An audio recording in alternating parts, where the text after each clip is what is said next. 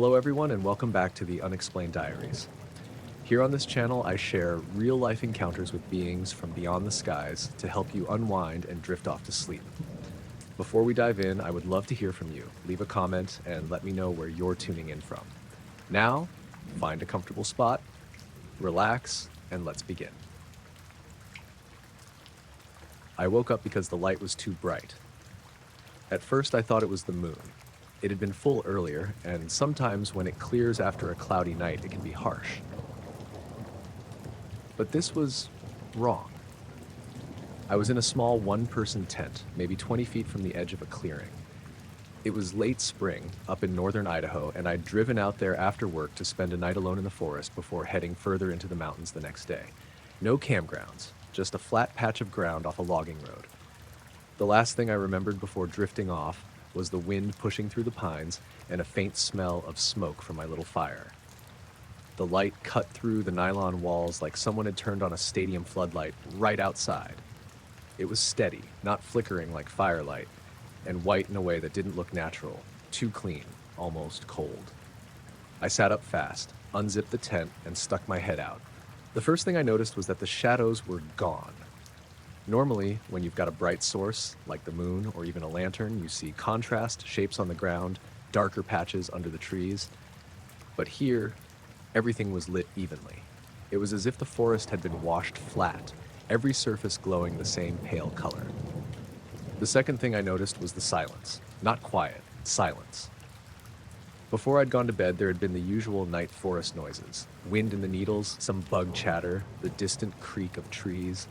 Now it was like someone had pressed pause on all of it. Even the wind had stopped. I crawled all the way out, barefoot in the dirt, turning in a slow circle. I expected to see a source, maybe a flare stuck in a treetop or a helicopter with a searchlight. But when I looked up, there was nothing. The sky wasn't black anymore. It was white, but not in a cloudy way. There was a layer of clouds, I could see that, but they weren't blocking anything. They were glowing. The light seemed to be coming from above them, pouring through in a way I couldn't make sense of.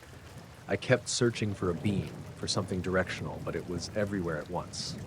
The stars were gone. Not dimmed. Gone. I stood there for a while, hugging myself because the air felt colder than it had earlier.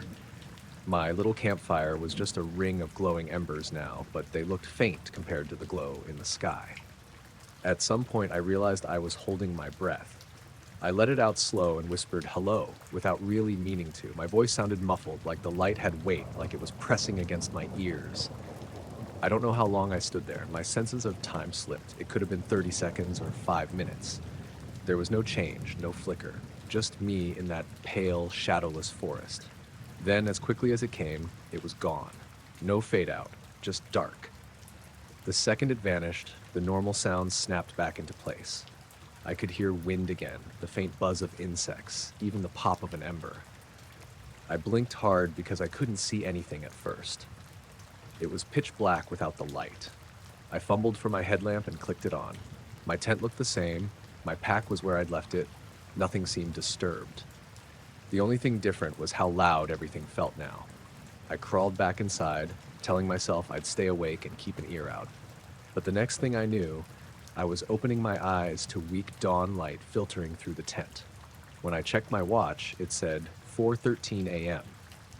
The problem was I remembered looking at it when I first woke up to the light. It had been 3:57. I was sure of it, and I was just as sure I hadn't been out there for 16 minutes. It had felt like seconds. The whole day after, I couldn't shake the feeling that something had been in that clearing with me, even though I hadn't seen a thing. I broke camp early and drove until I had cell service again, just to hear another human voice when I called a friend. I didn't tell him why.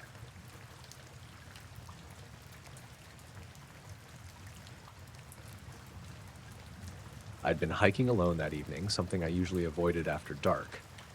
But it was August, the air was warm, and I'd been restless all day. I figured a late-night walk up the ridge would help clear my head. I parked at the small dirt pull-off just past mile marker 19 on Route 46, shouldered my pack, and started up the trail. The moon wasn't up yet, so everything was just shades of blue and black. The trail wound uphill for maybe 40 minutes before it leveled out. From up there, you could see most of the valley, a long stretch of fields, a narrow river cutting through, and the glow of a few farmhouse windows in the distance. I'd stopped in this exact spot before to drink water and just listen to the quiet. This time, the quiet didn't feel the same. There was no wind, no crickets, nothing moving in the brush. It was dead still, like the air had been taken out of everything. I remember standing there and realizing I could hear my own pulse in my ears. That's when I saw them. 3 lights, perfect circles. They were low in the valley, just above the tree line. The first thought I had was helicopters, but they were completely silent. No rotors, no hum, nothing. They moved together in a way that didn't look right, slow, perfectly in sync, like they were connected by an invisible rod. I crouched down without really thinking about it, watching. The lights drifted horizontally for a bit, then rose, all 3 at the exact same speed. I've seen flares before, and these weren't that.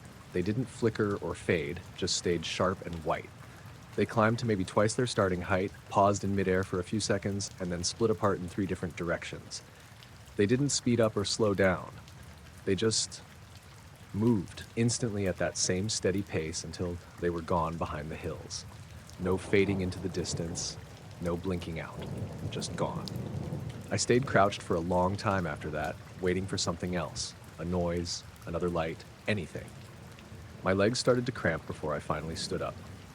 I remember feeling suddenly unsure of which way the trail went back. It's one of those well-worn paths that should be impossible to lose, but I had to turn my headlamp on and double-check where my own footprints were. On the way down, I kept getting this sense that something was behind me. Every few minutes I'd stop, shine my light back up the trail, and see nothing. But the feeling never went away. By the time I got back to my car, my hands were shaking hard enough that I had trouble getting the key into the ignition. The clock on my dash said 12:43 a.m. I thought I'd only been gone a little over an hour, but that meant it had been more like 3. I brushed it off. Maybe I just lost track of time sitting up there. The drive home was quiet. I didn't see another car the entire way, which is strange for that highway even that late. I parked in my driveway, grabbed my phone to plug it in, and noticed a notification saying my location had been updated. I don't remember ever seeing that pop up before. I opened the GPS app and zoomed out. The little red dot showing my last location wasn't anywhere near the ridge. It was about 8 miles east, in the middle of a wooded area I'd never been to. No roads led there. The timestamp said 2:17 a.m., nearly 2 hours after I was back in my car heading home. I sat there in my driveway for a long time, the dome light still on, staring at that map. Eventually, I went inside, telling myself it was some weird glitch. But every time I think about those 3 lights moving in perfect unison, I get that same feeling I had on the trail, like the air had gone still, and I wasn't supposed to be there.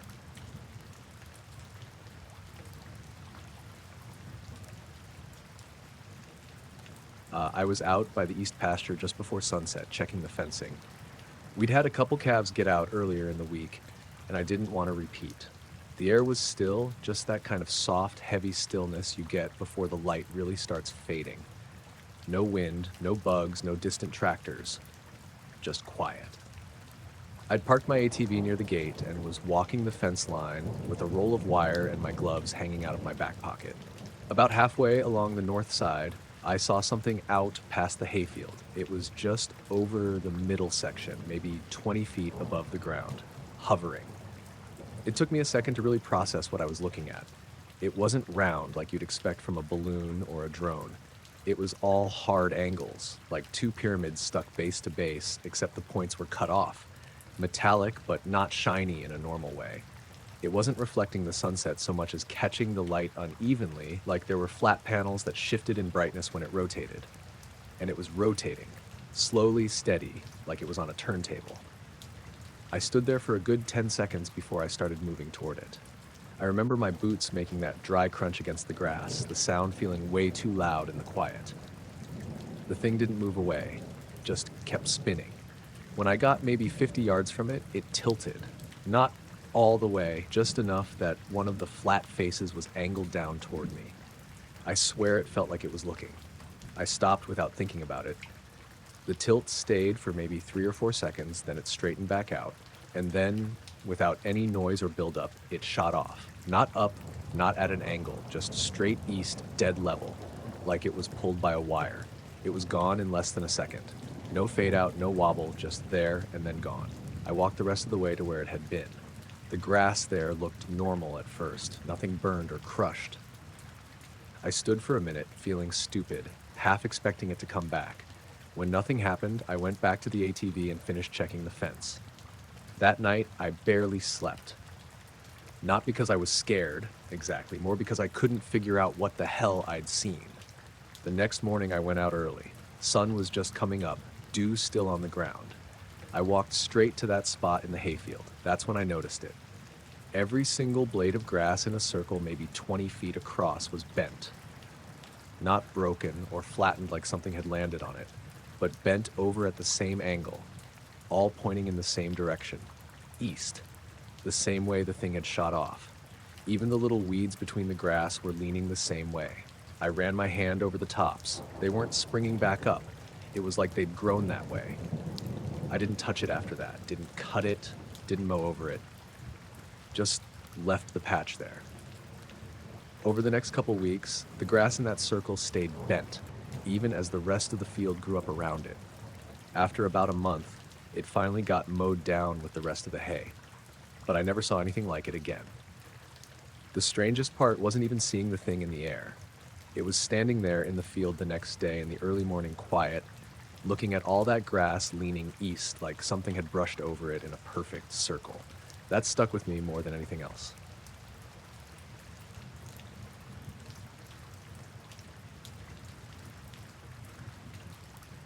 I was driving home from my friend Mark's place in Brookfield, taking the long way back because the main highway was closed for construction. It was a little after 11, early summer, and the air was warm enough that I had the windows cracked. That road, County Road 16, runs through mostly farmland, but there are patches of woods on both sides in some stretches. No streetlights, barely any houses, just black shapes of trees and the narrow glow of my headlights cutting forward. About 20 minutes into the drive, I noticed something pale out of the corner of my eye, just past the passenger side window. At first, I thought it was the moon through the trees, but when I glanced over, it was moving. Not fast, just keeping pace with me, maybe 30 or 40 yards into the tree line. It wasn't bright like a car headlight, more like the color of frost under weak light. I figured maybe it was a reflection from my own lights bouncing off something metal out there. But the weird thing was, it stayed right with me. If I slowed a little to take a curve, it slowed too. If I pressed the gas and sped up, it matched. The whole time, it didn't weave through the trees like something on the ground would. It kind of floated steady, like it wasn't dealing with the branches at all. I kept telling myself it was just an ATV or a dirt bike with some odd headlamp. But I've been around enough ATVs to know they're loud, and this thing was completely silent. All I could hear was my tires on the pavement and the occasional chirp of a night insect when the trees opened up. I tried not to look at it for a few minutes, thinking if I kept my eyes forward, I'd eventually glance back and it would be gone. But every time I looked, it was still there. Same distance from the road, moving in perfect sync. There's a stretch of that road that runs straight for almost half a mile before a sharp bend to the left. I decided I'd punch the gas and see if I could lose it before that bend. I floored it up to maybe 65, which is way too fast for that road, but the light didn't fall back at all. If anything, it seemed smoother, gliding along while the trees whipped past. By then, I could feel my palms sweating on the steering wheel. The light wasn't acting like anything I could explain, and the more I thought about that, the more it felt like it was aware of me. I slowed again, this time letting the car drop to maybe 20 miles an hour. The pale glow eased right down with me.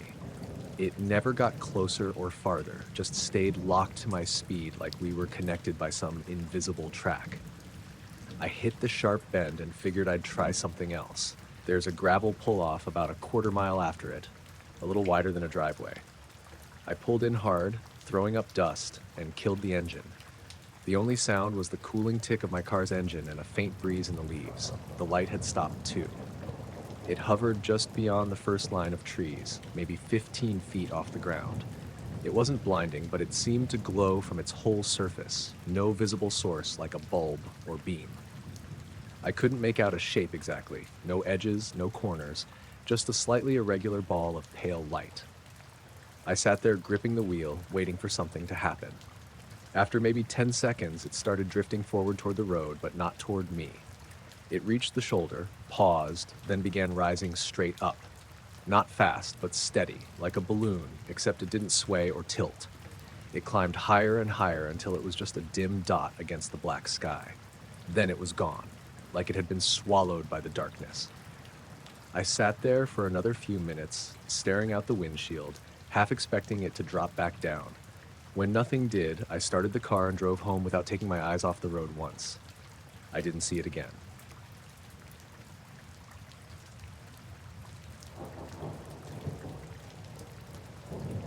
I was sitting on my porch just after dark, the kind of humid summer night where the air feels thick enough to drink. I had the lights off so the bugs wouldn't mob me, just leaning back in the old wicker chair with a beer, listening to the crickets and cicadas go at it.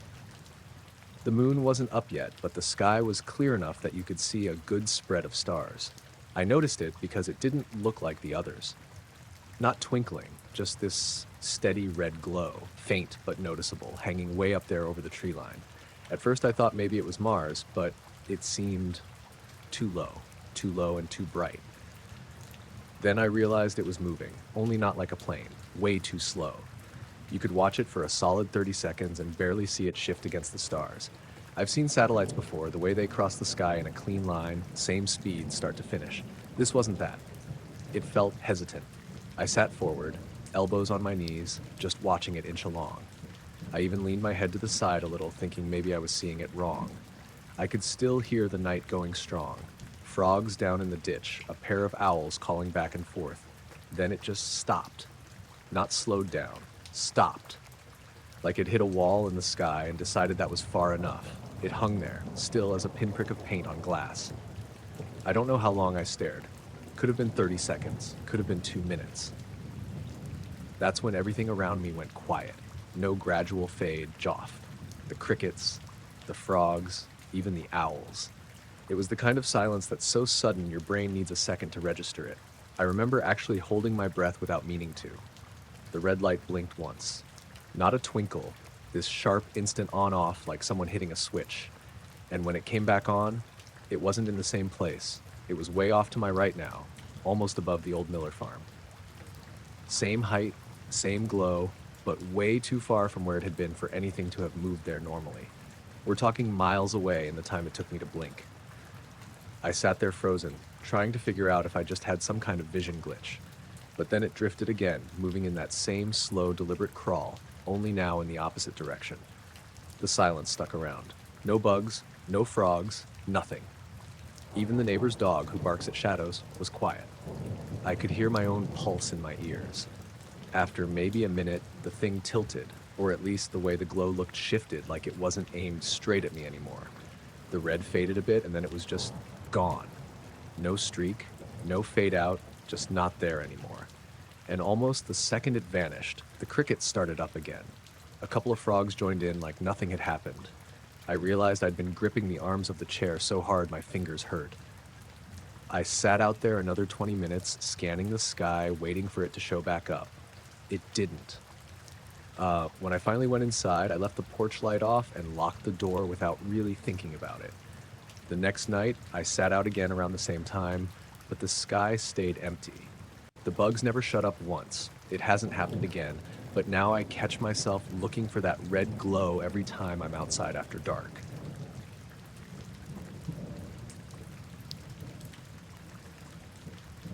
I was about 6 miles into the trail when I saw it. The weather had been strange all morning. Sunny one minute, then gusts of cold wind cutting across the ridge the next. I'd started the hike around 8, planning to make it to the lookout by noon, maybe eat lunch up there before heading back down.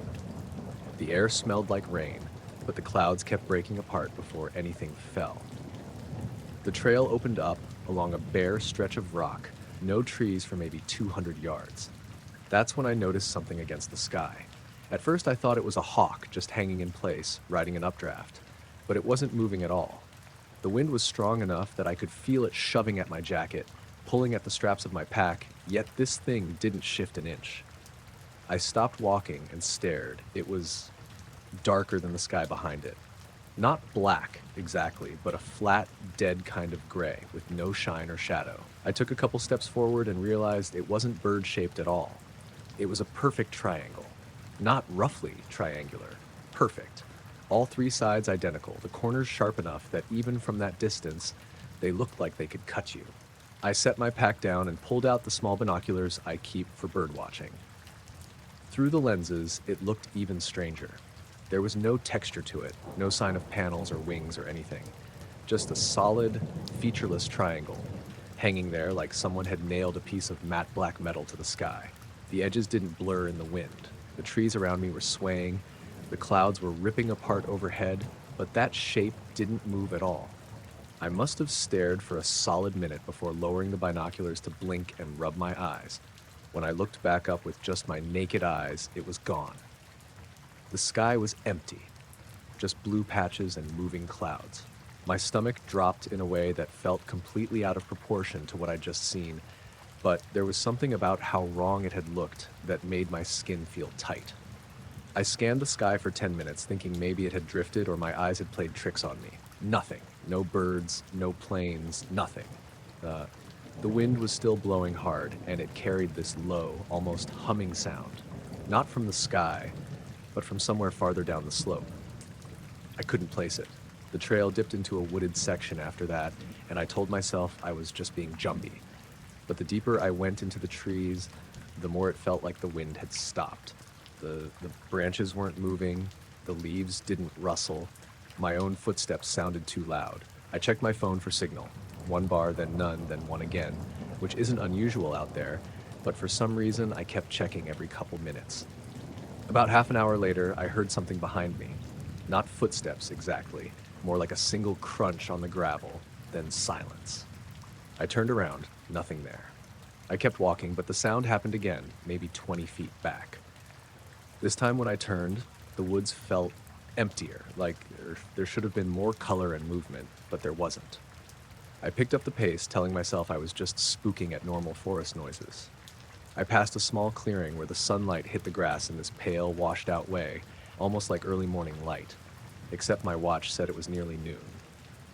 The humming sound from before came back, but higher pitched now, just at the edge of hearing.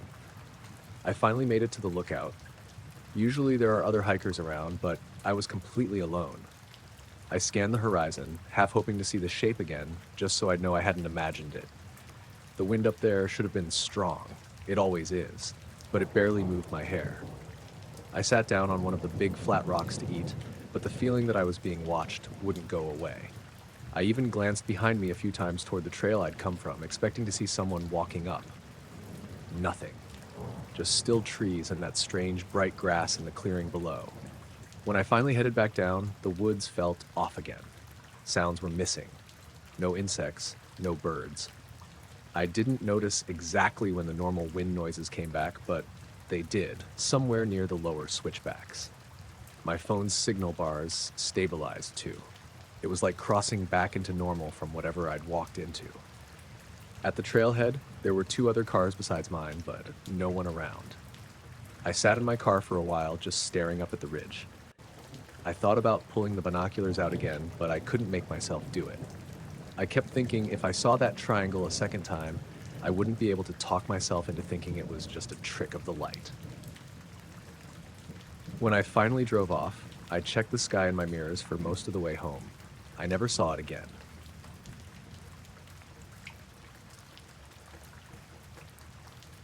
I was sitting on the beach near Gray's Cove, just north of Cape Elizabeth in Maine. It was late August, maybe around 9:30 p.m., and the air had cooled off just enough after a hot day.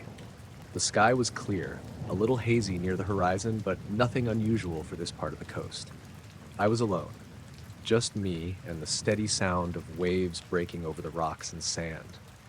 I'd come down to the water after dinner, hoping to unwind a bit. The beach was mostly empty, just a couple of other folks scattered far apart. I found a spot on the sand where the tide had pulled back and settled in. The sun had long dipped below the trees, but there was still some light fading, the last glow of dusk. As I stared out toward the horizon, something caught my eye. Uh, a row of tiny lights hovering just above where the water met the sky. At first, I thought it was a fishing boat, or maybe a set of buoys, but the lights were too evenly spaced and didn't move like boats do. They stayed perfectly lined up, maybe 100 feet apart, just hovering there, suspended in the air. I pulled out my phone to check the time and tried to zoom in, but the screen barely showed anything more than blurry dots. I put the phone away and focused on watching them. The lights were steady, no flickering or changing colors. They looked like small lanterns hung from invisible strings, glowing a soft yellowish white. A few minutes passed, and I noticed the fog rolling in a little from the east, just enough to thin the clarity of the lights but not obscure them. The tide was moving in steadily, the waves now louder as they rolled over the rocks and washed onto the shore. But the lights didn't move or sway like they should if they were floating on the water or hanging from anything. They stayed perfectly still. I glanced back at the beach. A family was packing up a cooler nearby, but they weren't looking out at the lights. Nobody seemed to notice, or maybe nobody else was watching. I wasn't even sure if I should be paying attention. I figured I might just be tired and imagining things, but the lights kept me hooked. I had the feeling I wasn't supposed to see them, but I couldn't look away. After maybe 20 minutes, I noticed one of the lights start to fade, almost like it was blinking out. Then, slowly, it dropped straight down toward the ocean, disappearing beneath the waves without a splash or ripple. I thought maybe it was just going behind a wave, but the surface looked calm right there. No disturbance at all. One by one, the other lights followed. Each one dropped straight down in the same slow, smooth way and vanished as soon as it touched the water. No noise, no splash, just gone. The last light lingered the longest, hovering there quietly for what felt like forever, then it too sank below the horizon. I sat there for a while longer, feeling the cool sand under my hands and the night air settling around me. The ocean was just the ocean again. Nothing out of the ordinary except for the deep quiet that had fallen. No lights, no movement, no explanation. When I finally stood up and started walking back to my car, I felt strangely exposed, like I'd been watched the whole time but couldn't see who or what was watching. The fog had thickened in places along the shore, and the few street lamps near the parking lot flickered in a way that felt off, like they were struggling against something unseen. On the drive home, my headlights caught glimpses of the water on either side of the road, the way it stretched out into darkness. I kept glancing in the rearview mirror, half expecting to see those lights trailing behind me, but the road was empty. When I got home, I checked the news and social media. Nothing about strange lights or missing boats, just the usual summer stories and traffic updates. I even called the harbor office the next day, asking if there had been any unusual activity or reports, but the voice on the line sounded tired and said nothing had come up. I haven't been back to that beach at night since. Sometimes when I close my eyes, I see those lights hanging there, and I wonder what they really were. But mostly, I just remember the silence, the way the ocean swallowed those lights without a sound, and how quiet the world became after they disappeared.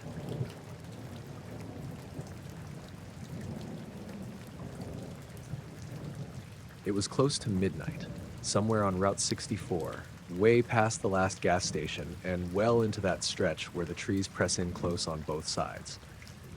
I'd been on the road for hours, heading back from visiting my brother in Greensboro. I was tired, but not the kind of tired where you're nodding off.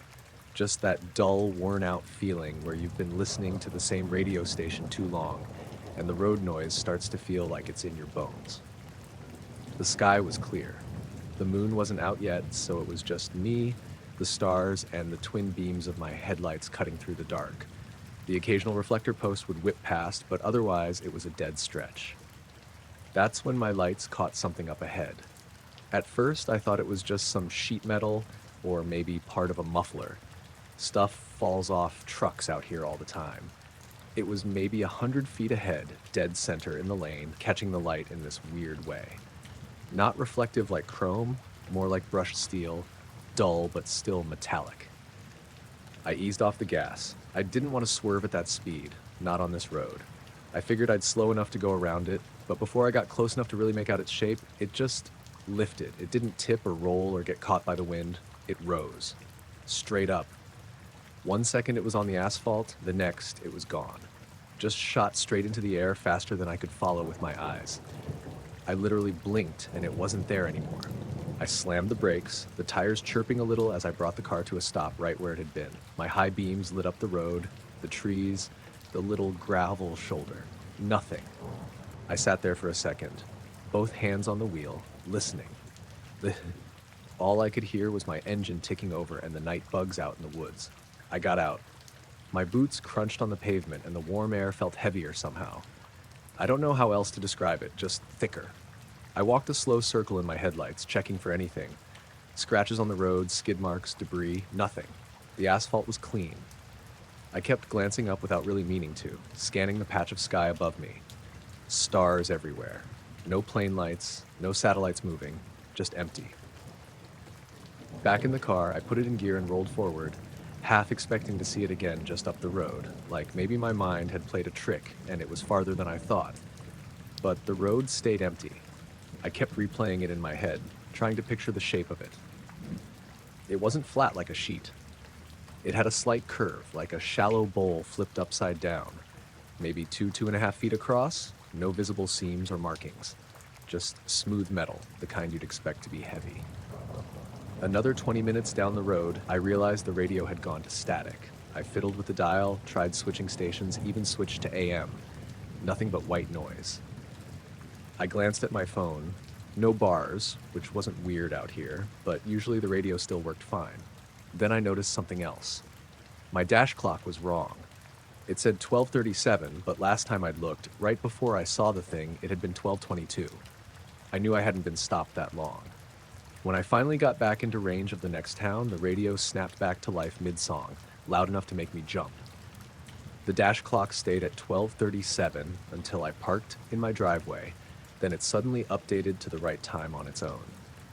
The next morning, I checked the front of my car just in case I'd actually clipped something and didn't notice. No dents, no scratches. But there was this fine, dusty residue on the hood and windshield. Not pollen, not dust from the road. It was almost silver in the sunlight. I ran my hand over it, and it smeared like graphite. I thought about keeping some, maybe having it looked at, but I ended up washing the car later that week. I still don't know why I didn't save it. I've driven that stretch a dozen times since then. I keep expecting to see something in the road again, but it's always just blacktop and trees. Except one night, maybe a month later, I was headed the other way and saw a pair of red tail lights pulled over right around that same mile marker. As I passed, I glanced at the driver. Older guy, maybe in his 60s, standing in the lane looking straight up. His face was lit by his hazard lights, but his eyes were fixed on the sky, and he didn't even look at me when I drove past.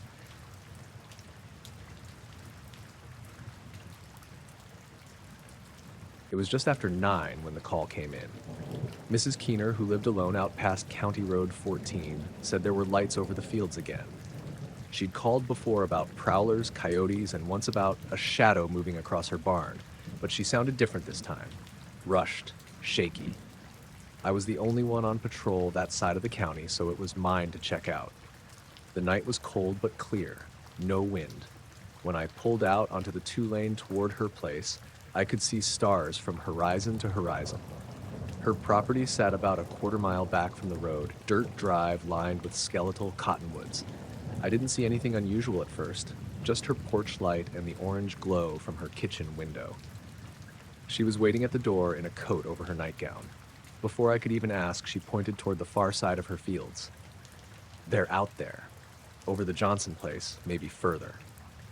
I followed her gaze. At first, I thought it might be a plane, but it wasn't moving. 3 lights hung low over the dark field, white but with a sort of shimmer, like heat haze in summer.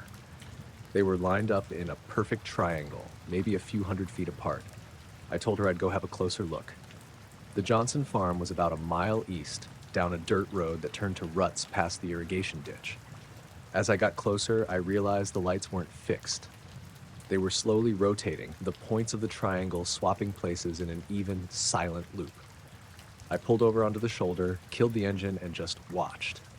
No sound, no blinking like aircraft lights, just three spheres moving in perfect sync, maybe a couple 100 feet above the ground. I'd seen weather balloons before, helicopters, even those new drones kids were flying out here now, but this wasn't like anything I recognized. After a few seconds, I reached for my dash cam. It was already running. I kept it on for all calls, but I hit the manual record button anyway, just to be sure. I figured if this was some experimental military thing, or hell, even a prank, it'd be good to have on file. The lights kept rotating, slow and deliberate. Then, without warning, they stopped. The triangle froze in place, edges sharp against the sky. My eyes watered a little from staring, and for just a moment, it felt like they were closer, like the gap between us had shrunk without me noticing. I sat there for maybe another minute. Then they started to drift upward, not fast, but steady. No sound, no change in brightness. They rose until they blended into the stars and were gone. I drove the perimeter roads for another half hour, thinking maybe I'd see them again from a different angle. Nothing. Eventually, I went back to Mrs. Keener's to let her know they were gone. She didn't open the door this time, just called through it, "They'll be back." When I got back to the station, I pulled the dash cam card and uploaded the file. Everything looked normal until I hit play. The first part was fine. Me driving up the dirt road, stopping, turning off the engine. Then, right where the lights should have been, the footage broke into these jagged green and purple streaks, like a busted VHS tape. No audio either. I tried skipping ahead to where they disappeared. Same thing, just static and distortion. The weird part was, the file length was exactly right. It recorded the whole time I sat there, but the middle section was garbage. I checked the other videos on the card from earlier in the night. Traffic stops, a trespassing call behind the feed store, all perfect. Every single one played fine, except the one with the lights. I even had the department's IT guy look at it the next day. He said he'd never seen corruption that only hit one section like that, and only in one file. He ran it through 3 recovery programs and got nothing but smeared colors.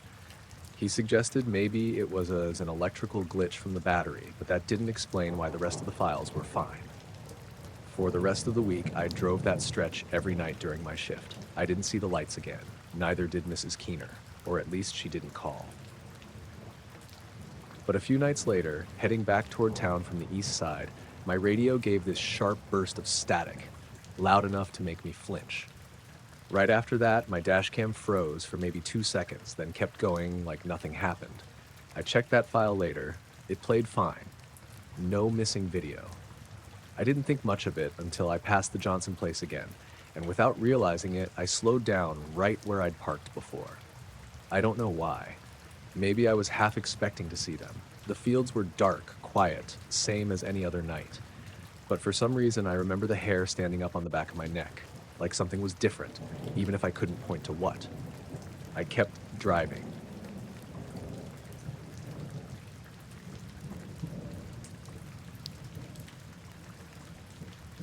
It was early, just past 6, and the fog was so thick I could barely see the platform when I got on at Barlow Station. The train was maybe a third full, the usual mix of people half awake with coffee cups and headphones. I sat in my normal seat, 2 from the back on the left side, and stared at the condensation on the window. The ride was quiet, no chatter, no one on their phone. The sound of the train on the tracks was almost soothing. Then, maybe 20 minutes in, there was this slow, deliberate braking. Not the normal kind when we hit a station, but a long, drawn-out squeal like the engineer was easing us to a stop in the middle of nowhere. We weren't near a station. I knew that stretch well. Trees on both sides, no road crossings for a couple miles. The fog made everything outside just a uniform pale gray, the kind that makes distance impossible to judge. People looked up from their books and phones, confused but not worried yet. When we finally stopped, it was dead quiet inside, except for the faint hum of the lights.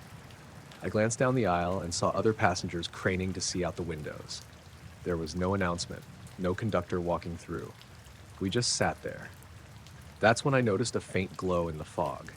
At first, I thought it was a street lamp or a house light, but it was moving, slowly, deliberately, just above the tree line on the left side of the train. The fog blurred the edges, making it look like it was pulsing. People on my side were leaning toward the glass. A guy a few seats ahead muttered something under his breath. It wasn't bright like a spotlight, more like moonlight concentrated into a small ball. It moved along the line of trees, keeping pace with the train even though we weren't moving. Every so often it would dip lower, almost into the branches, then rise again until it was just a faint blot against the gray sky. No one said much. I think we were all waiting for someone, anyone, from the crew to explain why we'd stopped. I tried to look for a pole or tower it could be attached to, but the fog swallowed everything beyond 20 or 30 feet. After maybe a minute, the glow drifted closer, not toward the train exactly, but toward the open space between two stands of pines. It hovered there, faintly swaying, and for a moment I thought I saw smaller lights flicker beneath it. Not blinking, more like reflections off something moving. But I couldn't be sure. A woman across the aisle whispered to the man next to her, "Do you see that?" He just nodded without looking at her. No one pulled out a phone. I can't explain why, it just didn't feel like something you wanted to film. There was this long, silent stretch where nothing happened except that slow drifting of the light. Then, with no warning, the train jolted forward. Not fast, just enough to push us back in our seats. The glow didn't follow. It stayed by the trees until it was swallowed up by the fog behind us.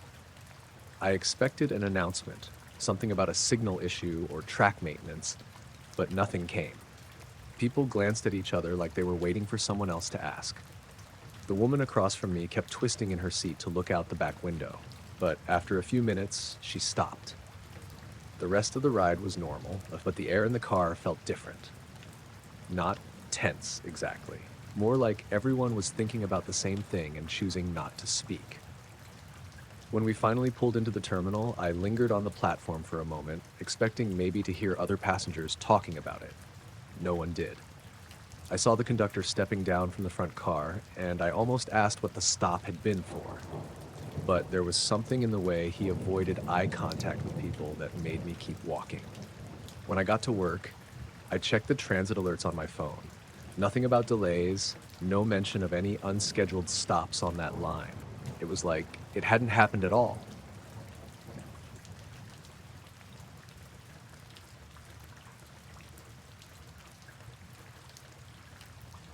My dog started barking at the back window before I was fully awake. It was that urgent, high-pitched yapping he does when someone he knows is at the gate, not the bored, occasional bark for a passing cat. I sat up, clock glowing 2:04 a.m., and listened to him rattle the latch on the sliding glass door with his paws. His name is Milo. He's a mutt, 10 pounds of noise and attitude, and he wasn't the only one awake. The house felt off in the way houses do when something small is wrong. A sound missing from where it should be. A draft where the vent shouldn't push. I threw on my slippers and padded to the back of the living room, tugging the curtain aside. At first, all I saw was yard. The floodlight over the deck was on by itself, washing the patio in a weak orange, though I'd gone out to the backyard an hour earlier and turned it off. The hydrangeas by the fence were a muddle of gray shapes. Beyond our fence, the stand of trees that marks the property line made a black wall against the sky. Then I saw the shape. It wasn't bright. If anything, it was dull, the color of palladium or some old silver coin left in the sun. It hovered where the tree line should have ended, roughly the height of the telephone wires. It was a featureless form, not a ball, not a disc, just a quietly reflective patch that didn't move with the breeze. The street to the front of the house hummed faintly with passing cars, and yet there was no sound from the backyard. Nothing mechanical, not even the distant chuff of a city bus 2 blocks over. Milo didn't stop. He barked in a rhythm like he was trying to call the thing by name. I fumbled for my phone with one hand and propped the curtain open with the other, so I could look past it without letting Milo out. The screen showed the figure as a darker blot than the sky. The autofocus hunted on it, and then gave up. I shouldn't have been surprised by it, but I was. I had lived in this neighborhood long enough to know how the night moved. The backyard raccoons sneaking under the deck, the neighbor's porch light failing at odd hours, the occasional late-night landscaper. Whatever this was, it wasn't one of those things. It didn't copy the trees, it didn't reflect the floodlight properly, it didn't have edges. When I reached the door, the air over the patio was suddenly thick in a way that makes you notice how you are breathing. My chest tightened, and, absurdly, I thought of a power outage. The house was still lit, though the hum of the refrigerator sounded different, like a bass note a degree lower. Milo's barking hit a new pitch, sharper, longer, and then, as if someone had signaled him to stop, he cut off mid-woof. The silver shape didn't move as he fell silent. Then it blinked. Not like a normal blink, it was a single narrowing of that dull surface, like someone pinched light out of it with their fingers. In the fraction of a second that followed, everything in the yard rearranged itself with the soundless logic of something closing. The leaves settled, the faint breeze stopped. Even the dog across the street, who usually answered any backyard noise with pointed whining, was quiet. And then the thing was gone. It vanished without dropping, without streaking upward. 1 second there, the next, nothing but the tree line. The absence was immediate and complete.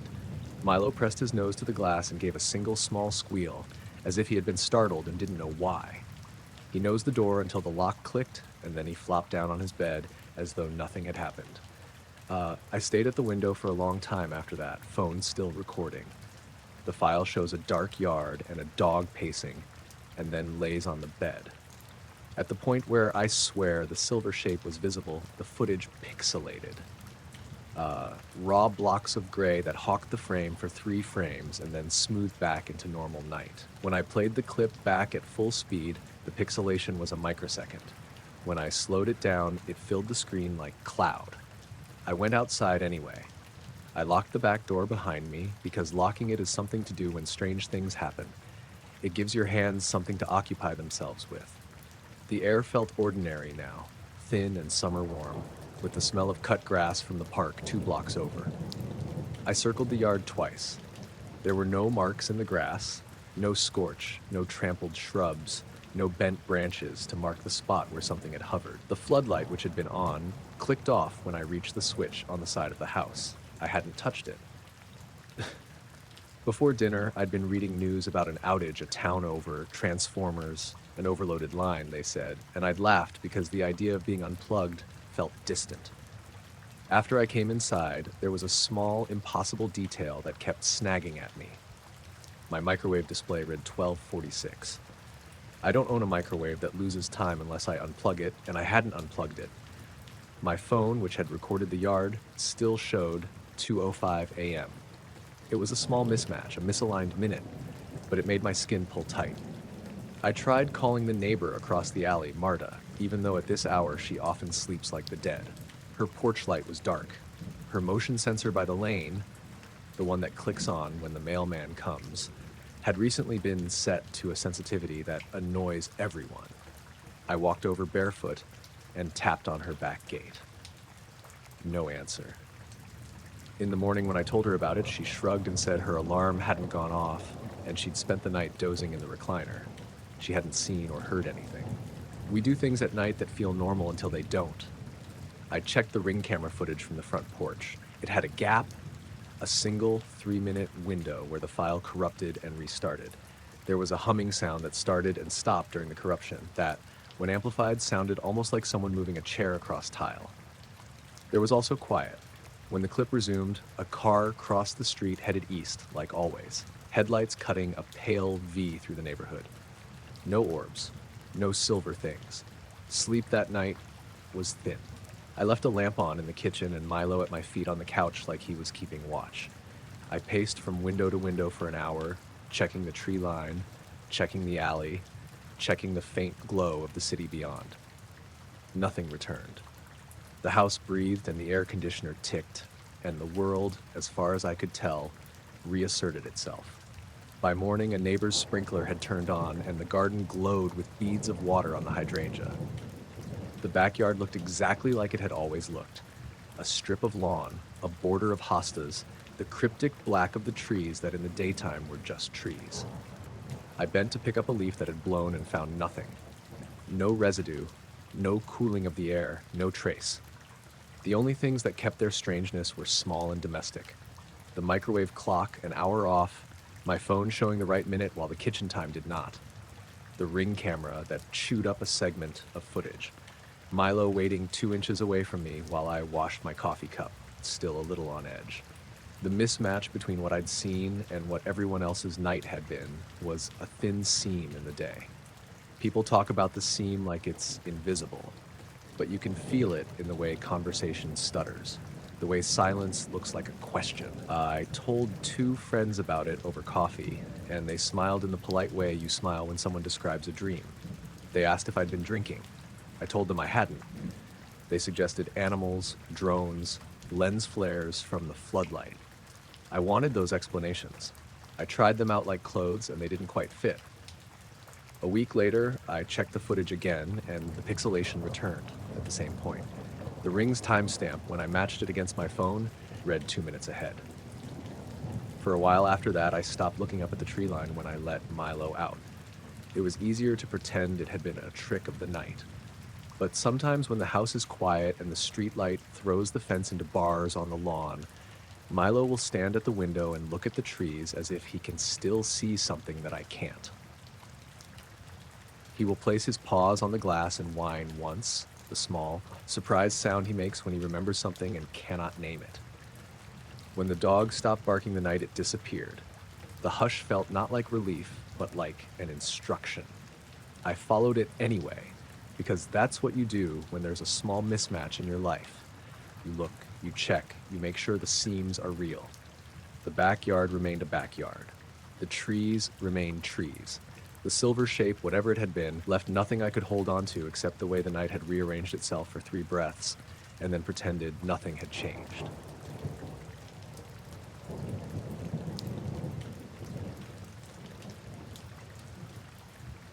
The light woke me. It wasn't the sharp flash of a car or the street lamp outside the bedroom window. It was a steady, low glow that filtered through the curtains like a second, slow sun. At first, I thought it was the sunrise being rude and early, but when I reached blindly for my phone, the lock screen said 2:07 a.m., and the house was the quiet I always associate with the middle of the night. Earlier that evening, I'd noticed a handful of small, odd things that I chalked up to being tired. The neighbor's porch light, always faithful, was off at 9, even though their truck was there. The radio on the kitchen counter had caught a long ribbon of static between songs and then gone back to normal. My dog Theo, who sleeps like an anvil, had come upstairs for no reason and sat at the foot of the bed watching the window. None of it seemed like much. None of it explained why a pale, steady light was filling the room. I pulled the curtains aside, and it was like daylight had been poured across the back of the house. The field behind our yard, open, flat, a remnant pasture from when this neighborhood was farmland, was lit evenly. Every blade of grass was a dull green, every furrow and tuft visible like a photograph. There was no point or source I could pick out. No lamp, no hover of a drone, no spotlight beam swinging from some remote truck. The glow had no edges. It simply sat a few dozen yards past the fence and washed everything in a clean washboard white. I dressed in a sweatshirt and bare feet and went outside. The air was cold and smelled like cut hay and a little like the ozone you get before a thunderstorm, though the sky was clear and the moon had not set. Theo followed, hesitant, nose twitching. Close to the fence, the light softened. It didn't throw the stark shadows you get from a lamppost. The grass under my hands felt ordinary, stiff from frost, but looked as if each blade had been brushed with milk. When I shone my phone's flashlight across the field, the glow didn't dim or recoil. It simply pooled with what the flashlight made and then leveled out again. There was no sound tied to the light. I had expected a hum, a drone, a distant whisper of engine, but the field was as quiet as my kitchen had been. Even the usual night insects were absent. The silence felt deliberate. I walked to the fence and leaned over, my breath making little fog clouds. Looking out into that lit open space did something to the senses, the way an aquarium throws a glow into your room. Distance flattened. What had been a few dozen yards seemed like a long hallway of sodium light. I started taking pictures. The phone's screen showed what my eyes did: the grass, the fence, the wash of brightness. I sent a couple of photos to Jen across the street. She's always awake later than I am, and wrote, "You seeing this?" Her reply took 20 minutes. "What light? I'm in bed." 20 minutes after that, the porch light across the street clicked on. By then, I had walked the fence line to the left and to the right, looking for anything that might explain it. An emergency vehicle, some farmer's work light, even hunting camp lanterns. There was nothing. Only the field, perfectly lit, every tuft clear, no source. At 2:45, the glow intensified just a touch, not a jump, more like someone had turned a dimmer by hand. Between photographs, I tried to see edges, seams, anything. When I crouched low, the light smeared along the grass like a backlight in theater. When I stood, the field became a plain. The shadows there were soft, directionless, as if the light came from everywhere at once. I called the non-emergency police line because it felt odd, and I wanted someone else to confirm they could see it. The dispatcher was patient and promised they would check the area if I still had concerns. 15 minutes later, 2 patrol cars drove slowly past our block, their overhead lights off, and the officers leaned their heads out and looked my way. They called back 10 minutes later. No call for us. Nothing unusual reported. That made no sense. They'd been near enough to see the field. I watched them go, and the light stayed. I tried making a video. I recorded for almost 5 minutes, talking because I feel better when I describe things out loud, saying the time and the way the grass looked and how Theo wouldn't cross a certain line. I uploaded the clip to the cloud because my upload speed at night is lazy, and I figured I'd keep it for later. When the clip finished, saving the thumbnail on my phone was a black square. I watched it back and saw only my own hands and then black for the 5 minutes, like someone had closed a lens. The photos I had taken still showed the field. The video showed nothing. When the patrol cars came back an hour later, the glow had dimmed to the point where it could have been a trick of the street lamp's reflection. The officers stopped and took what I offered as an explanation, some paperwork, a note of the time, a shrug about night calls, and left. Jen texted that she still hadn't seen anything and asked if I was sure I wasn't seeing some kind of window reflection. I started to think that might be it too. I started to look for rational seams and keep my tone practical. By dawn, the whole thing was gone. The field was ordinary again. Gray-green from the cold, clods, the air smelling like everything around here smells in morning. Damp dirt and wood smoke. My photos on the phone showed the bright field from the night, but the video file I had made was still an empty black rectangle. I pulled up the file info. The creation time matched the time I'd made it. The file size was 3 megabytes, like a small silent thing. I tried different viewers, uploaded it to another service, and watched as a progress bar crawled and then failed. I showed the still images to Jen and to the patrol officer who'd returned at dawn. They nodded politely. "Looks like a camera artifact," the officer said. "Could have been a reflection.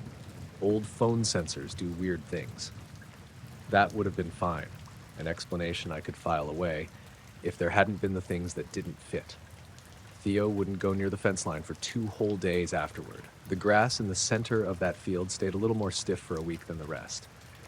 And when I checked my camera's lens, I found a fine, almost invisible film of something on the edge, like a spider web spun from sugar, gone when I buffs it with my sleeve, but there when I looked from an angle. None of those are the sort of evidence you can point to and say, "Ahaha, that explains it." They're the small, residual things that sit in your head and make ordinary reality feel loose. People like neat ends, and I wanted one. I called the local university's meteorology lab and left a message asking if anyone had recorded any unusual light signatures or radio disturbances around 2 in the morning. I called the county parks office and asked if any work had been scheduled at the old pasture. I scrolled through the neighborhood feed and found a complaint about a raccoon tearing trash. The university called back 2 days later and said their instruments showed nothing anomalous over our township that night. The parks office said no one was out there. The raccoon guy said he had taken his trash bins in at 10:30. My phone still has the photos. I've stopped trying to make the video do anything but be black. I walk the fence when the moon is new and tell myself I'm just being cautious and that the world is a place full of things that look like other things until you sober up. The field feels ordinary in daylight, and I mow around the spots I think of when I pass it. At night, sometimes a pale light leaks into the room from headlights on the road or from a neighbor's porch.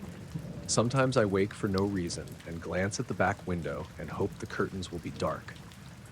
If I stand very still on the porch and listen to the night, there is the ordinary wind and the soft rustle of the grass. There is no hum, no broad, steady wash of brightness. There is a little stirring at the edge of thought where the memory sits, like a light just beyond the curtains.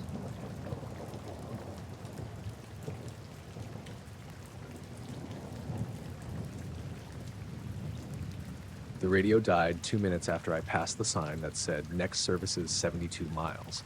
One song cut out in the middle of a line, and then every dialed station, every preset, every frequency slid into the same dry hiss. I flipped the knob, thumbed the touchscreen, switched to AM like an old habit, and got the same nothing, like someone had pulled a blanket over the air. I was on the long stretch between towns, driving west with the sun finally bleeding out behind the low mountains. The sky was a hard blue that turns to the color of a bruise where day gives up. I'd been on the road since dawn and had the radio on for company more than music. When the static settled in, I noticed how quiet everything else had gotten. No truck rumble in the distance, no lone hawk calling. Even the tires sounded like they were rolling on glass. The speedometer glowed 72 and the desert rolled past, heat shimmer making the asphalt breath in waves. At first, I thought it was the stereo, or a bad satellite signal. My phone had been acting jumpy all week, dropping data in pockets. I toggled Bluetooth off, tried the auxiliary jack, swapped apps, nothing. The infotainment screen showed a clock and a compass and a small bar that said, no signal. My hand hovered over the engine cutoff. The way you hover over a candle you don't want to snuff. You look for something ordinary to do that will steady you. The light showed up on the horizon like a wayward star. I saw it in the windshield first as a pale pulse, a white dot that blinked slow and big against the blue. The kind of light that a plane emits looked smaller and steadier. This one pulsed in a rhythm that didn't match the emergency lights of a highway service vehicle. It moved too, not across the sky on a straight line, but in a series of small, deliberate slips. For a moment, it would drift sideways, hang, then dart forward as if checking its bearings. No contrails. No afterburner flicker, no sound. The desert was still, a long, quiet pond, and the light rode the far edge like a fish seeing its reflection. I pulled into the turnout, left my hazards off, and killed the radio completely. The dash went quiet, but somehow that made the world louder. My phone, perched in its mount, showed 1 bar of battery and no reception. I thumbed the camera open and hit record, hands a little clumsy because my fingers felt too big for the buttons. In the screen, the light looked distant and steady.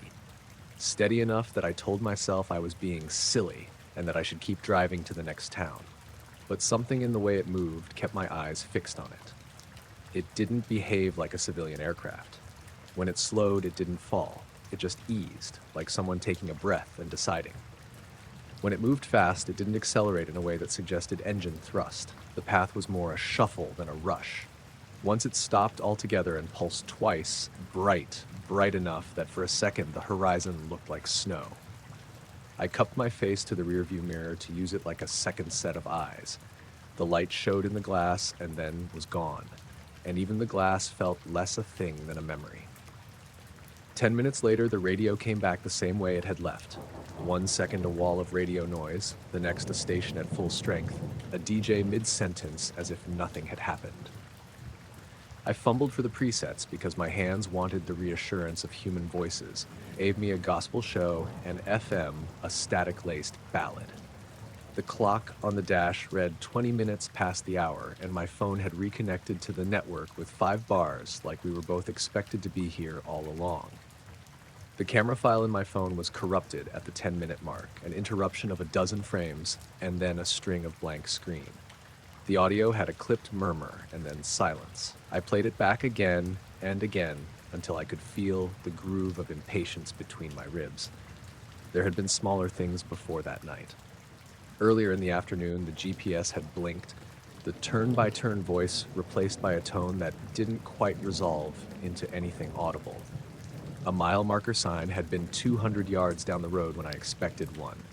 I drove past a stand of Joshua trees and thought for a maddening second that I'd missed where the road turned, but the asphalt was there and faithful.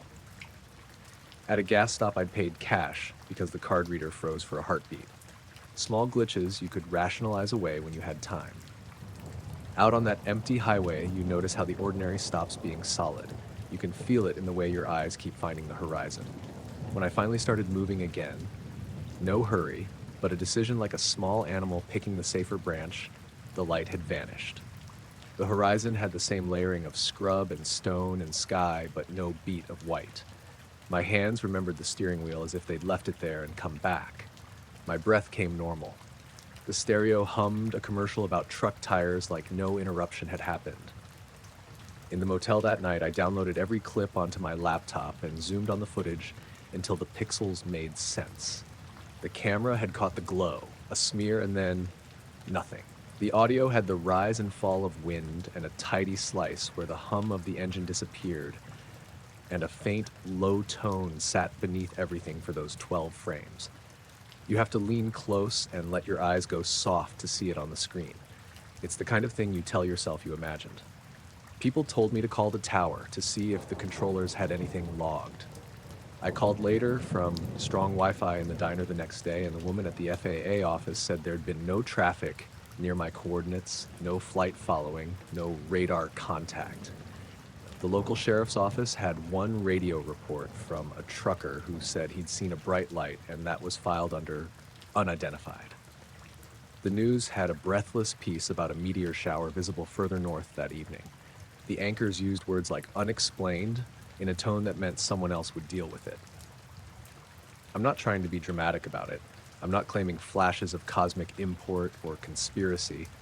There was a light that behaved like nothing I could name, and a patch of time where the world lost the one thing that ties strangers together, the shared hiss of radio waves. The desert is its own authority. It has mirages and heat and things that look like answers until you get close and the answer dissolves. I finished the drive home with the stereo back and the road under the tires and a cup of bad motel coffee in an empty cup holder. When I told my sister on the phone, she laughed and said, I ought to sell the story to someone, or at least admit I'd slept at a rest stop. I told her the footage didn't prove anything more than a distant white pulse and a hole in a recording, and she said, maybe that was proof enough. How things that don't make the cut for the news still sit with you. The clip sits on my desktop in a folder labeled Drive. I watch it sometimes when I'm waiting for the kettle to boil, and it looks like nothing much. A flat line, a smudge, an ordinary horizon. It looks like the moments of ordinary we all live in, where something small and odd has happened, and the rest of the world chose not to notice. I don't have a tidy end to the story. I don't have radar charts or an eyewitness chorus. I have a memory of a white light moving across an empty sky, and the ridiculous, alone feeling of driving through the desert when the things that make the ordinary agree to step away for a while.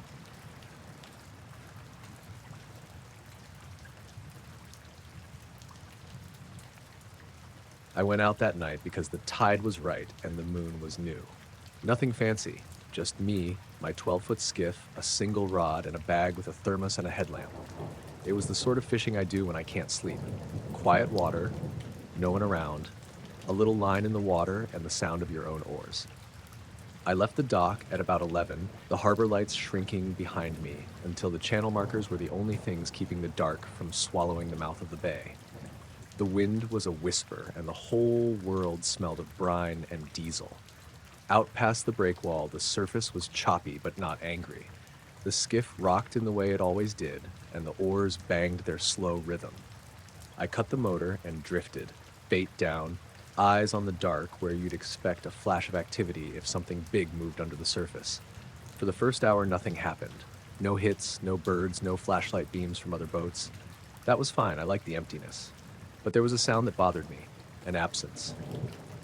The usual high, thin noise, insects along the eelgrass, the distant hum of the highway was gone. Just the sea and the creak of my hull. Then I saw a light. At first, I thought it was a reflection. The water was scattered with point sources out at the edge of visibility. the buoys a single house light on shore. But this light did not come from anything I knew how to name. It hung a few feet above the water, not on the surface and not in the sky. There were three of them about 6 feet apart, the color of an aquarium LED, a clean electric blue. They looked like spheres, but they weren't bulbs. They had a soft edge, as if the air itself was colored. They didn't bob with the waves. The skiff rose and fell, but the blue spheres held steady, as though some invisible platform kept them locked in place over the chop. I rubbed my eyes, muttered something dumb at myself, and reached for the oars to row closer. As I eased forward, the lights stayed the same distance from the hull. They weren't moving toward or away. The water between me and them was full of the wake my oars made, but the blue stayed in its spot and the wake flowed beneath it. The whole thing looked wrong in a way that went past new and landed on not right. I thought of fishing lights, of wayward dive markers, of kids on shore with LED toys, but nothing fit. I stopped the oars and sat with the silence. The skiff swung like a slow pendulum. I wished for someone to radio, for a second boat to cut a beam across the water and prove to me I wasn't making it up. There was nothing. My headlamp was in my pocket, but picking up the flashlight felt like admitting I was afraid. So I told myself I was being practical and fished out the lamp. The beam whitewashed the deck of the skiff and then reached out over the water in a narrow cone. The blue lights responded the way a cat responds to a laser pointer. Instantly, without delay, they sank. I don't mean they dimmed. I mean they slid as if through a gap, down through the surface until there was nothing above the water, and the water itself was the only thing left. One blink of the lamp and the spheres were gone. The surface closed over like nothing had interrupted it. I let the flashlight hold on that place and watched for bubbles, for a ripple left behind for anything. The water was ordinary looking. Dark, the small waves, the sheen of moonlight elsewhere. But I wasn't stupid about it. I leaned forward, put my hand on the gunwale, and dipped the tip of my glove into where the lights had been. My fingers hit a cut of cold like a slap. Not the usual chill of night, not the cold that comes from being wet, but a shard of ice in the water. The temperature went through the glove into my flesh, a literal pinpoint of something that did not belong in mid-July. I snatched my hand back fast enough to splash salt across the deck. The glove smelled like cold metal. I sat there with my heart trying to figure out whether to call the marina or get the hell out. Logically, the marina would say I was some jokester who'd had one too many. Logically, the cold was a trick. Thermocline, blood in the water, something explainable if you wanted it to be. But the absence of sound and that immediate sinking and the way the water had felt, none of that dropped into the logical column. I cut the motor with my knee and pushed off a little so the skiff would drift. I wanted distance between me and whatever had been there. As I drifted away, the small knot where the cold water was seemed normal until I looked back. From a few boat lengths off, you could see a darker patch on the surface, the water holding a faint, darker hue for maybe 10 seconds before it blended into the rest. No ripples, no bubbles rising. A flat, temporary bruise on the sea. I glanced towards shore and saw a light move along the dock. Someone walking, maybe a flashlight, but they were far enough that I couldn't tell if they'd seen me. I considered waving, considered honking, considered pretending I'd been out looking for an absent moon. In the end, I didn't do any of that. I started the motor and headed back the way I came, slow enough that the skiff didn't slosh and the hull made the same tired creaks, careful not to make waves. On the way in, a seal surfaced not 10 yards off the bow and looked at me as if to say, "See?" It dove away when I looked at it too long. At the marina, the lights were the same as always, a halogen over the fuel pump, a string of bulbs on the clubhouse. The men leaning on the rail swapped a cigarette and called out, "Late one," and didn't ask further. I don't blame them. They see the harbor all the time. My oddness would be theirs in the morning. I hauled the skiff up, tied lines, and sat on the bench with my thermos for a long time, watching the water. It had the same black look, the same small silvered waves. I put my finger in the thermos of coffee and it warmed me like coffee should. My hands that had gone in the cold water were a little numb up the fingers. The numbness faded over an hour, the skin growing back to color as if nothing had happened at all. I thought about telling someone, a friend who works nights, the marina guy, the woman at the bait shop. In the end, I just told a couple of neighbors I got a late start and nodded when they asked if the fish were biting. No one asked what the blue lights looked like. No one volunteered that they'd seen them too. That night, I woke at 2, sweating like I'd rowed all the way in. I told myself I'd go back out, stand on the dock and watch for a pattern, watch for revelers with plastic toys. I didn't go. I made coffee and sat at the kitchen table and tried to measure the incident with reason, reflection, phosphorescence, some chemical bloom in the water that momentarily brightened. Those things could be true. They didn't explain the cold. Days later, I drove down to the little slip where I'd left the skiff and ran my hand along the stern. There were no marks, no residue, only salt and the faint scuff from a rope. The guy at the marina laughed when I asked about anything unusual. "We get all kinds of things," he said. "Lights in the fog, sun off a buoy, a kid with a phone. Old boats remember things the new ones don't." I don't tell the kinds of stories that collect in barrooms. People don't like the itch they leave. But if you ever find yourself in a skiff on a night with no moon and the air so warm you can smell the grass from the shore and you see something hover like a bead of light over the water, maybe don't put your hand in. Maybe don't shine a lamp hard enough to make it disappear. Maybe just row a little away and let the water keep its cold patch to itself.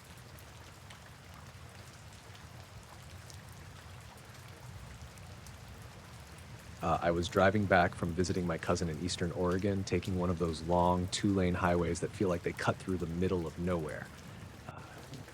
It was late afternoon, the kind of overcast sky that flattens the light so you can't tell if it's getting close to evening or not. I'd been watching my gas gauge dip for the last 20 miles, so when I spotted a faded sign for a station up ahead, I figured I'd stop. The place looked old, but not abandoned. One pump island, a little shop with a single front window, and a tall sign with half the letters missing. The gravel crunched under my tires when I pulled in. I'd barely shifted into park when a man stepped out from around the side of the building.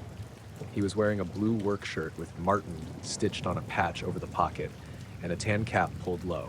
He smiled as he walked up, one hand already on the pump handle. "Evening," he said, cheerful. "Fill it up?" I nodded, rolled my window down halfway, and handed him my card. He swiped it on a little handheld reader hanging from his belt, then started pumping gas. "Bit of a cold snap coming in tonight," he said, glancing at the clouds. "Gonna be down to the high 20s after sunset." I remember blinking at that because I'd been driving all day in short sleeves with the windows cracked. My car thermometer had read 74 when I pulled in. "Really?" I said. "Feels pretty warm right now." Martin chuckled, like I'd made a joke. "Not for long. Last night it was barely over 30 by the time the moon was up." Something about the way he said it made me check my own watch, even though that didn't have anything to do with temperature. It was 4:42 p.m. He kept chatting, asked where I was headed, if I'd passed the road construction near Ochoco. His voice was easy, calm, like we were old neighbors catching up. I found myself answering without thinking much about it, but I kept glancing at my dashboard thermometer, which still said 74. When the pump clicked off, he handed me my card back and thanked me like I'd done him a favor by stopping in. I got out to stretch my legs, and he stepped away from the pump island, walking toward the far side of the building like he was going to check something. I figured I'd go in and grab a drink before heading out. The shop door had a little bell that rang when I opened it, and the inside smelled faintly of motor oil and old candy. A woman in her late 50s stood behind the counter, flipping through a magazine. "Hey there," I said, setting a bottle of water on the counter. "You got a good guy working the pumps out there." She looked up, puzzled. "Working the pumps?" I smiled, thinking she was joking. "Yeah, Martin. Blue shirt, cap. He filled me up." Her brow furrowed. "Honey, we haven't had a pump attendant in, must be 6, 7 years now. It's self-serve." I just stared at her for a second. "No, I mean, he was just out there. He took my card and everything." She shook her head slowly, like she wasn't sure if I was messing with her. "I'm the only one here. Has been all day." I didn't know what to say to that. I pulled out my wallet, slid a 20 across for the water, and stepped back outside without pushing it. The pump island was empty. No sign of Martin. The gravel lot stretched out on all sides, flat and open, no cars but mine. I glanced toward the side of the building where he'd walked earlier. Nothing. I climbed back into my car, shut the door, and sat there with the engine off for a minute. The temperature reading on my dash still said 74. The air coming in through the cracked window was mild, the kind of early fall warmth that sinks slow. When I backed out, I drove past the far side of the building and into that just to see. There was only a stack of old tires, a rusty dumpster, and weeds pushing through the gravel. No footprints, no sign anyone had been there at all. I got back on the highway. About 10 minutes later, I realized I was gripping the steering wheel too tight. My mind kept replaying his voice, the way he'd smiled like we were sharing some casual, harmless talk. The weather he'd described didn't match reality, but it also hadn't sounded like a guess. He'd said it like it was a certainty, like it was already happening. And the weirdest part was my card. I checked my banking app at the next rest stop. There was no charge from the station, nothing from anywhere in that town. It was only later, maybe 30 miles down the road, that I noticed something else. My car thermometer had dropped to 52, and I hadn't crossed into any higher elevation. The sun was still an hour from setting.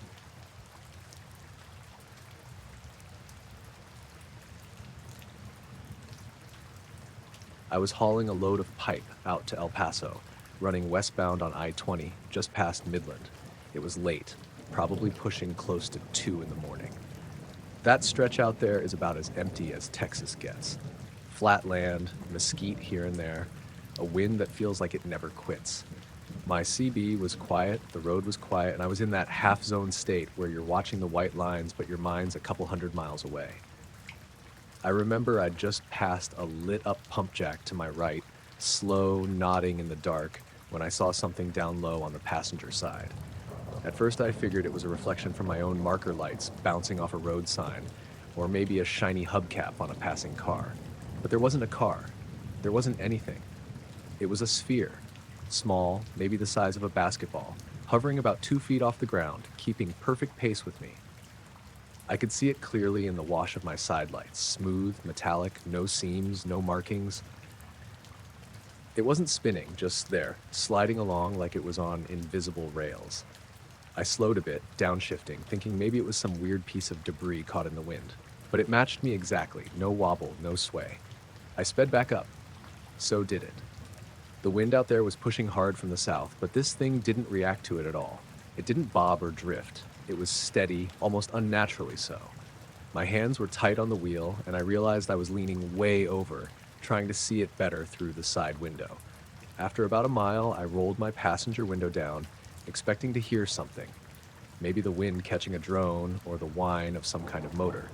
There was nothing, just the deep roar of my tires and the wind ripping past. I grabbed the CB mic and keyed up. Any westbound got a visual on something pacing me right shoulder side? I said, static. No one answered. The road was dead, not a single pair of headlights ahead or behind. It was like the whole highway had emptied out just for me.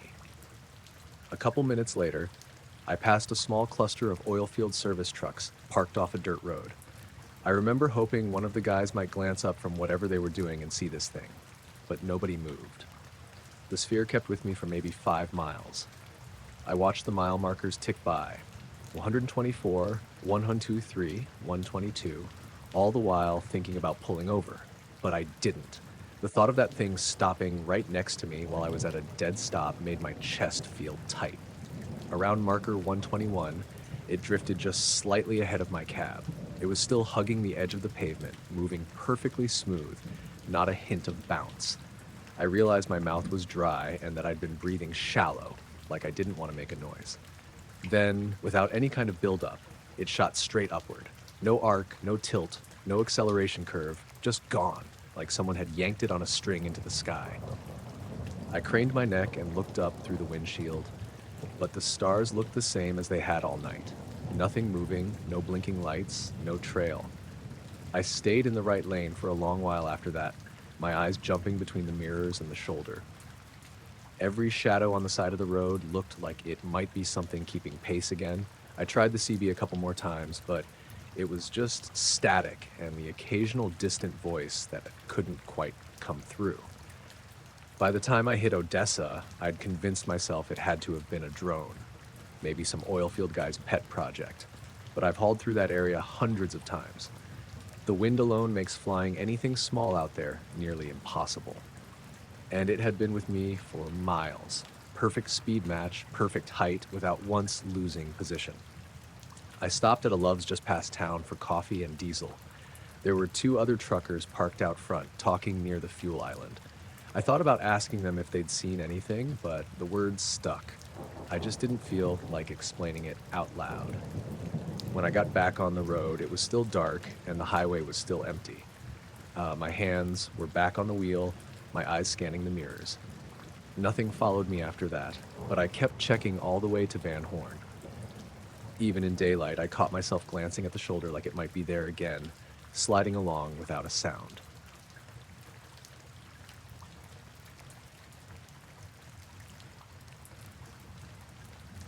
My name's Tom Granger. I'm from a small town near Marathon, Texas.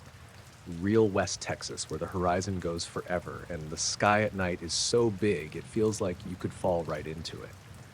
I'm used to long drives by myself or with my wife, Sarah. We do a lot of road trips out this way, just the two of us, trying to get away from city noise and all that. This one evening, we were heading back home after visiting some friends near Alpine.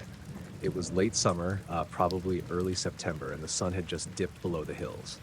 We were cruising down Highway 285, that stretch that runs through all the empty land, nothing but mesquite and scrub brush on either side. It's the kind of road where you might go miles without seeing a car. Sarah was driving. I was sitting passenger side, half watching the highway and half staring out at the deepening dusk. There wasn't much traffic, just a few trucks that had passed earlier and maybe one or two cars coming the other way. I don't remember exactly when it started, but I noticed this light in the sky ahead, low above the horizon. At first I thought it was a plane. You see planes all the time, especially around here, either coming into Midland or going out to smaller airstrips. It was glowing steady, not blinking like an airplane usually does. It was way too low to be a star or planet, but the shape was off, hard to make out in the dim light. "Hey," I said to Sarah, pointing ahead. "You see that light up there?" She glanced over, then squinted. "Looks like a plane, maybe coming in low for the Marathon airport?" "Yeah, maybe." I was watching it closely now. It was definitely moving, but not like a normal plane. It was descending slowly, like it was coming in for a landing. But the weird thing was, it wasn't making any noise. No engine hum or anything. Out here, in the quiet, you usually hear planes long before you see them. As we got closer, maybe a mile or so away, the light did something I wasn't expecting. Instead of continuing down or forward, it just stopped. Right there, in midair, like it hit a wall or something. "Did you see that?" I said. Sarah nodded, eyes wide. "It's just hanging there." Then it started to rotate. Slow at first, almost like it was inspecting the area. It didn't move up or down, didn't shift forward or back, just spun around in place. We could see the shape clearer now, even though it was dark. It was oval, sort of disc-like, but without any wings or tail. The surface caught what little light was left from the sky, reflecting faint glimmers. I remember feeling my stomach knot up. It wasn't like anything I'd ever seen before, but I also wasn't ready to say what it was. Just knew it wasn't normal. Sarah slowed the truck a little, and we both just stared. The rotation kept going for maybe 30 seconds, maybe a minute. Time felt weird, stretched out. Then, just like that, it vanished. No engine noise, no acceleration, no flashing off into the distance. It was simply gone. One moment it was there spinning, the next it wasn't. Like someone hit an off switch. I rubbed my eyes, thinking maybe I was seeing things or it was some trick of the light. But Sarah was shaking her head, just as stunned. "Did it just disappear?" she asked. "Yeah, I don't know how." We both sat quiet for a bit, trying to process it. I kept glancing down the road, half expecting to see some kind of weird craft speeding away, but nothing. The highway was empty, the same as before. About a mile down the road, the radio came on. Static at first, then faint music. It had been dead since we started driving. The truck's dashboard lights flickered once, then went steady. I reached out and turned the radio up. It was some old country song, nothing strange, but it felt like something had reset. We drove on in silence, neither one really sure what to say. The desert around us was dark now, just the glow of distant stars overhead. The feeling wasn't one of fear exactly, more like being watched, or like something was just outside the edge of understanding. I kept wondering if we'd imagined the whole thing, but there were no words for that kind of light or that smooth rotation. The rest of the drive was uneventful, except I kept catching Sarah's eyes in the rearview mirror. We didn't talk much about it until the next day, and even then, it was mostly just quiet acknowledgement. I've told some buddies about it, but no one really knows what to make of it. I'm not one for wild stories, but that night on 285 still feels like something was there. Something that didn't belong. We've driven that stretch plenty since and never seen a thing. But I keep my eyes on the sky a little longer now, just in case.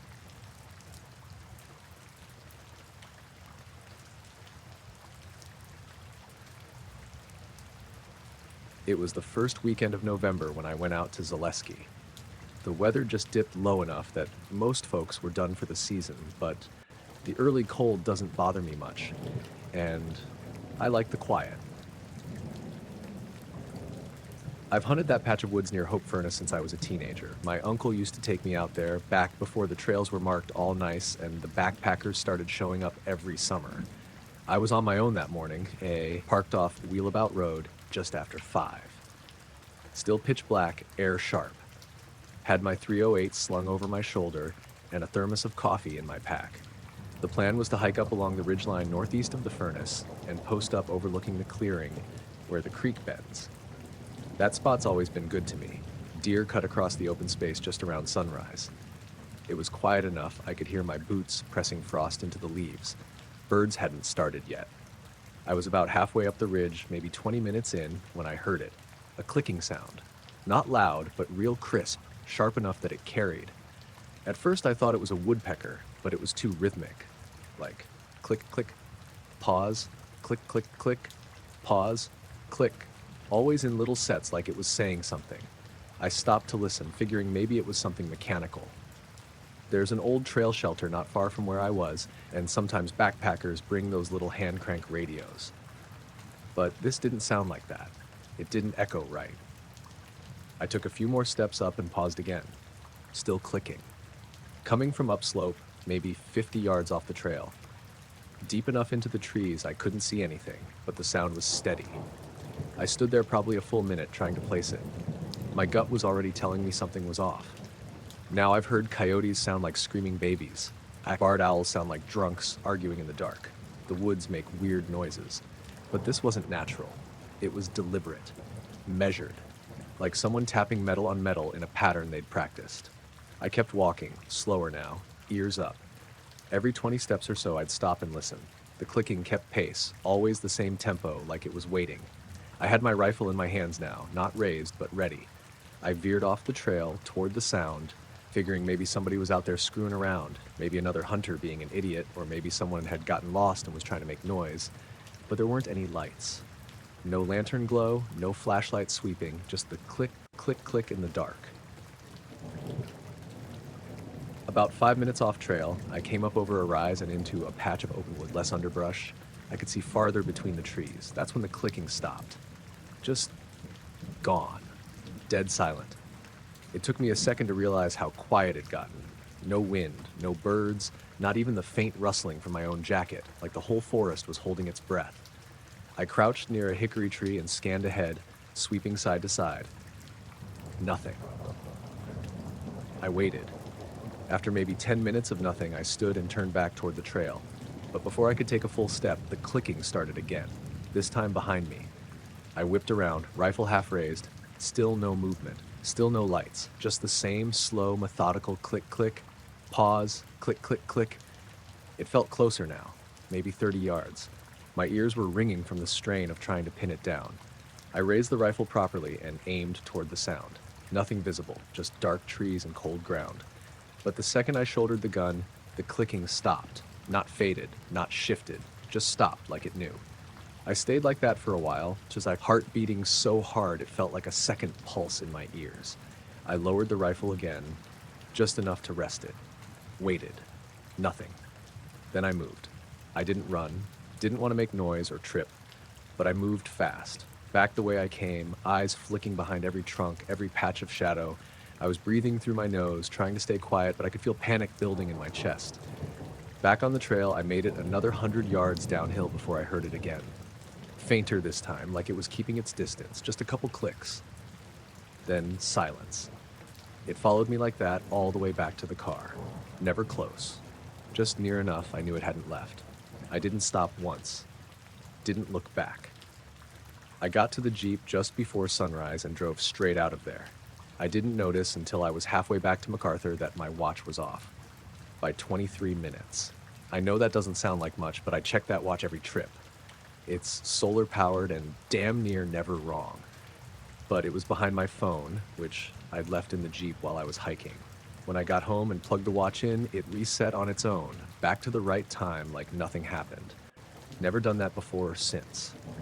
I haven't gone back to that spot near the ridge. I still hunt Zaleski sometimes, but I stay near the main trails now, even when I know it means fewer deer. Whatever was out there, it wasn't an animal.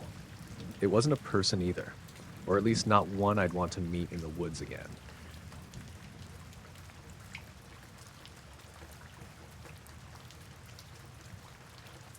I drove long haul for about 15 years, mostly east-west routes, Ohio to California or up into Washington when the weather was good.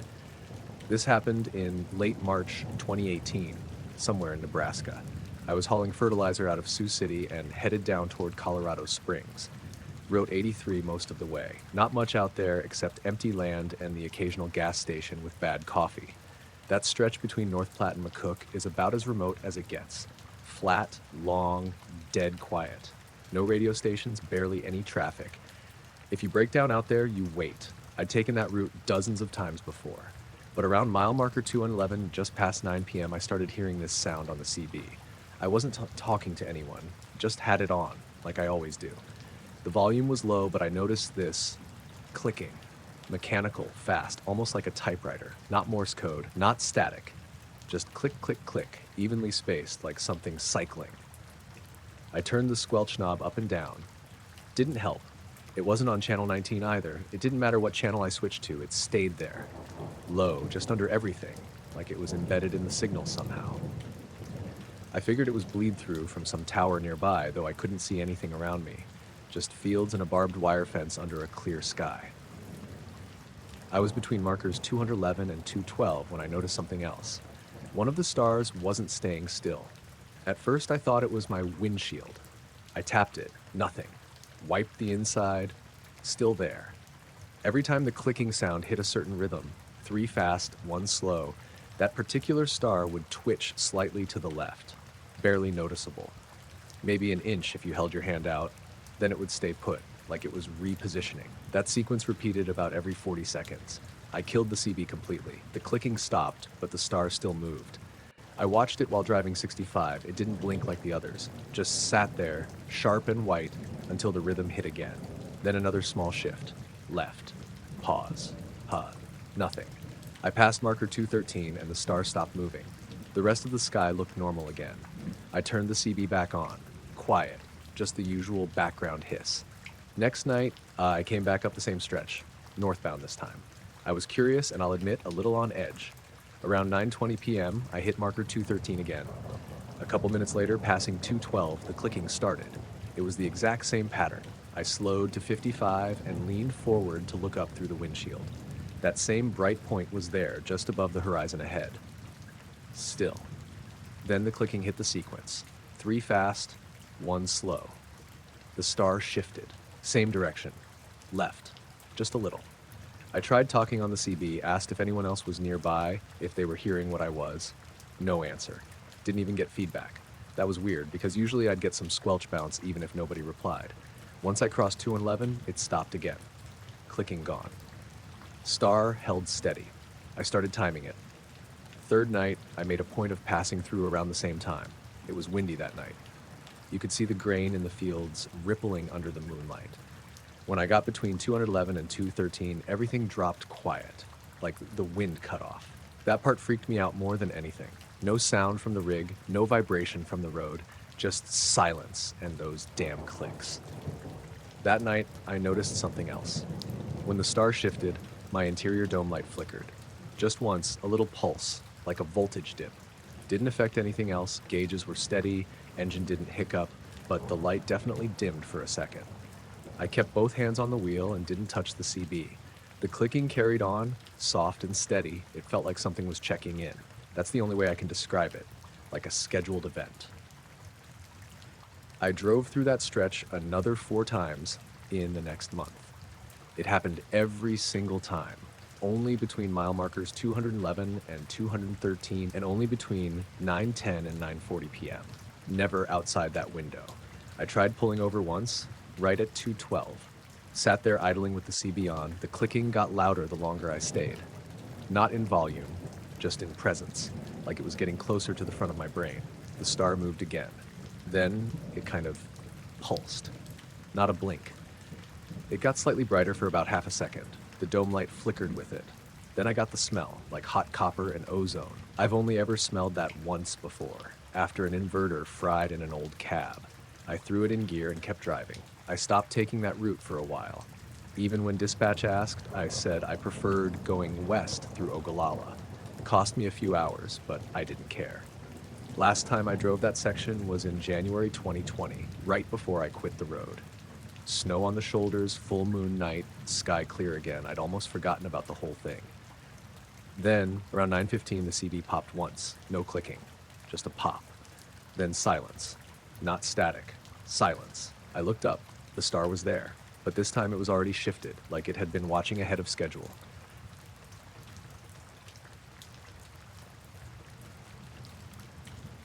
I was camped out near Coyote Wells, a few miles off the 98 on BLM land I'd been to a couple times before. Not much out there, but mesquite, ocotillo, and rock, flat desert in every direction with a few low hills off to the north. I liked it because it was quiet. No people, no lights, just my little tent, a cot, and the kind of stars you only see when you're hours from any city. That night was warm but not bad. Mid-June. I had a folding chair and a cooler with a couple Modelos. Around 9:30, I turned off my headlamp and just leaned back to watch the sky. It was one of those perfectly still nights, no wind, not even a bug clicking around. I remember thinking how unusually quiet it was, even for the desert. About 20 minutes in, I noticed this one star, low in the southern sky, that looked a little off. Not brighter or dimmer than the others, just rhythmic. It blinked. Not twinkled. Blinked. On for exactly a second. Off for exactly a second. Over and over. At first, I figured it was a plane, but there were no other lights around it. No red strobes. No movement. Just that one light, flashing like a metronome. I watched it for a while, thinking maybe it was a satellite or something catching the sun weird, but it kept blinking like a signal. Then, without warning, it moved. It didn't arc like a plane or satellite. It didn't drift. It just shifted sharply to the left, maybe an inch or two across the sky from my point of view, and stopped dead. Same blinking pattern. 1 second on, 1 second off. I remember my heart rate picking up a little. I put my beer down and just stared. I didn't know what I was looking at, but something about the way it moved felt wrong. Not just fast, precise, mechanical. It sat there, blinking, and I noticed something else. Every time it blinked, I felt this tiny thump in the soles of my feet, like a distant drum beat, except there was no sound, just a vibration in the ground. At first, I thought I imagined it, so I kicked off my sandals and put my bare feet flat on the dirt. The blinking continued, 1 second on, 1 second off, and with each flash, I felt it again, a soft, deep vibration, no noise, no echo, just a pulse that came from nowhere. I checked my phone. No service out there, as expected. I opened the camera, but couldn't get it to focus on anything in the sky. It was too dark. I gave up and just watched. After maybe 2 minutes, it stopped blinking completely, just stayed dark. A few seconds later, it blinked once. Thump. Waited 3 seconds, then again. Blink, thump, then again, blink, thump. And then it vanished. Not dimmed, not drifted, gone. The whole sky looked normal again. Stars like they always are. Crickets started up behind me, and I realized they'd been silent the whole time. I hadn't even noticed. I sat there for a long time, just listening to the desert. Nothing else happened. I didn't sleep much that night. In the morning, I walked out toward the direction I'd seen the blinking, probably a mile or so, and didn't find anything. No tracks, no burned brush, nothing out of the ordinary. I stood out there a while, letting the sun beat down on me, trying to shake the feeling that I'd missed something, like there'd been a message and I just wasn't equipped to get it. I haven't been back to that spot since.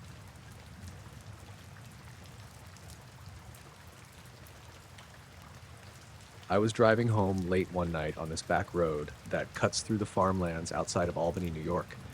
I'd been at a friend's place a few towns over and didn't want to take the highway, so I took the longer way through the countryside. It was around midnight, the kind of quiet that makes you notice every little sound or movement. The road was narrow and mostly unlit except for the occasional farmhouse, so my headlights were the only real light source. And the sky was clear, but the air felt damp and cold, like it had just rained earlier. The fields on either side were empty now, nothing but the skeletal remains of last year's corn stalks. I'd been driving maybe 20 minutes when I hit this weird patch of fog. It was low, just hugging the ground, maybe a few feet thick, but it wasn't like the usual fog you see around here. This had a faint blue glow to it. I noticed it because it lit up the road just enough that the yellow lines looked a little electric under the light. I slowed down because it felt strange. The fog was so thick I could barely see beyond the edges of the road. The glow wasn't bright, but enough to make the whole thing feel unnatural. I turned on the radio, thinking maybe I could get some music or a late-night talk show to calm my nerves, but the moment I hit the fog, the radio went dead. Static at first, then nothing. Just silence. I glanced down at my dashboard. My headlights, too, seemed dimmer than usual. Not like they'd burned out or anything, the bulbs were fine, but they were noticeably less bright, like something was absorbing or blocking the light.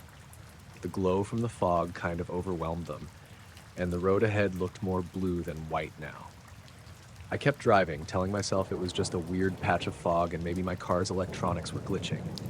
That happens sometimes, especially when you're in the middle of nowhere with spotty reception. The fog didn't last long, maybe a mile or so, but when I finally drove out of it, I looked back in the rearview mirror and noticed something strange on the road behind me. There were tire tracks in the dirt on the shoulder, but these tracks weren't there before I entered the fog. They looked fresh, as if a car had been driving right behind me, keeping pace the whole time. Except when I checked my mirrors, there was no other vehicle anywhere. I slowed down, trying to get a better look, but there was nothing behind me except the dark road and the faint outlines of fields. I thought maybe it was just a trick of the light or my imagination, so I kept driving, but the feeling didn't go away. After a few minutes, I turned onto a better lit highway and tried the radio again. It worked normally. Headlights were back to full brightness.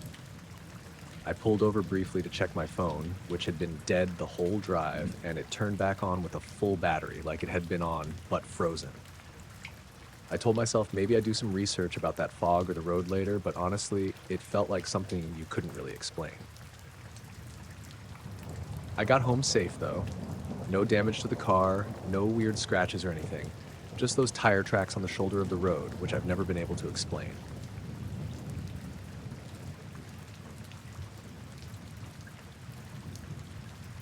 I was chasing storms in western Kansas, about 15 miles outside Scott City, late May of last year. I've been doing this for about 8 seasons now, mostly solo. Sometimes I team up with other chasers if I run into people I know out on the plains. That day, I was on my own. It was one of those textbook setups. Dry line pushing east, plenty of sheer, cape values through the roof. The kind of sky that starts off all flat and blue and by late afternoon turns into something alive. I'd been watching a cell build for an hour or so, parked on a dirt road with a wide view of the horizon. Around 5:40 p.m., the storm really got its act together. Classics, supercell, big inflow tail, rotation tightening. I got into position east of the wall cloud, maybe 2.5 miles out. Lightning was constant by then, but no rain yet, so visibility was still decent. I was filming from the back of the truck with my main camera on the tripod and a GoPro suctioned to the dash, running a time lapse. At 6:12, the funnel dropped. Thin at first, like a rope, but it widened fast. touched down in an open field, and kicked up dirt immediately. I kept recording, repositioned once to stay ahead of it, and managed to capture a full 3 minutes of the tornado at peak strength. It was during those 3 minutes that I saw something I still can't explain. The tornado had started to wrap in rain, but I could still make out the base. There was a flash, bright but not lightning. It came from inside the funnel, not a reflection or debris. It was metallic and it moved against the rotation of the wind just for a split second. A disc shape, I think. But it was gone almost immediately, like it folded into the cloud and vanished. I replayed the footage in the truck right after and caught the flash on video. Frame by frame, it looked like something solid, smooth, slightly tilted, only visible for about 4 frames, so maybe a quarter of a second. There was no noise, no weird pressure shift, no electrical interference, just the thing. Whatever it was. I figured I'd dig into it back at the hotel. I was staying at a small place off US 83 in Oakley. Real basic, 1-story, concrete block rooms with rusted HVAC units and a lobby that smells like freezer burn. I'd stayed there before, and the guy at the front desk remembered me. He gave me the same room I always get, second from the end. By the time I got back, it was after 9. The storm had moved on. I grabbed fast food, showered, and started transferring files to my laptop. That's when I noticed something weird. The GoPro footage didn't copy over. The file was there, but when I clicked it, it said unsupported format. I'd never seen that error before. I rebooted, tried different software, same thing. The file size looked right, timestamp matched, but it wouldn't open. The main camera footage worked fine. I isolated the clip with the flash and the tornado and exported a slowed down version. I zoomed in, enhanced the contrast, all that. Whatever the object was, it had mass. You could see the wind pushing around it, like the funnel bent slightly as it passed through. I've watched hundreds of tornado clips, and I've never seen anything behave like that. I uploaded the clip to an external drive and unplugged everything for the night. I didn't post anything online yet. I figured I'd sit with it a bit. Around 1 to 10 a.m., there was a knock at my door. It wasn't loud, just 2 soft taps. Not the kind of knock you use when you need something. It sounded patient. I froze, looked through the peephole. 2 men, maybe late 30s or 40s, both wearing black suits. No luggage, no phones in hand. One taller than the other. The tall one had a hat, like a fedora, but not stylized. Just plain. Both had pale skin and were completely still. I didn't open the door. After about 20 seconds, the tall one spoke through the door. His voice was low, and he didn't raise it. He said, "Are you prepared to surrender the storm data? Not your data or your footage. The storm data. Like, it didn't belong to me." I didn't respond. Just stood there, heart thudding in my ears. The shorter one shifted his weight slightly, like he was about to speak, but didn't. Then they both turned and walked away. I watched them through the peephole until they were out of view, then flipped off the lights and sat on the bed for a while, trying to process it. I looked outside 10 minutes later. No sign of them. Parking lot was empty except for a pickup 2 doors down. No black car, no footprints on the walkway. Next morning, I checked my laptop. The file I'd exported was gone. Not deleted, just not there anymore. The folder I'd saved it in was empty, and when I searched for the file name, nothing came up. The drive hadn't been wiped, just that one clip missing. The external hard drive wouldn't mount. It spun up, then made a soft click and went silent. Dead. I had backups at home, on a desktop, but I didn't feel right until I got out of town. I skipped the next chase day and drove straight back to Lincoln. Weeks later, I tried again to pull the file from the memory card, and it was there. Just glitched, all green frames and scrambled audio. Whatever had been clear before was now unreadable. I've still got the rest of the tornado footage. Regular people see a tornado tear through a field, tear apart a fence, throw a grain bin. But I remember that half-second flash, that shape inside something it had no business being inside. And I remember those 2 men at my door asking for it like I'd stolen it from them.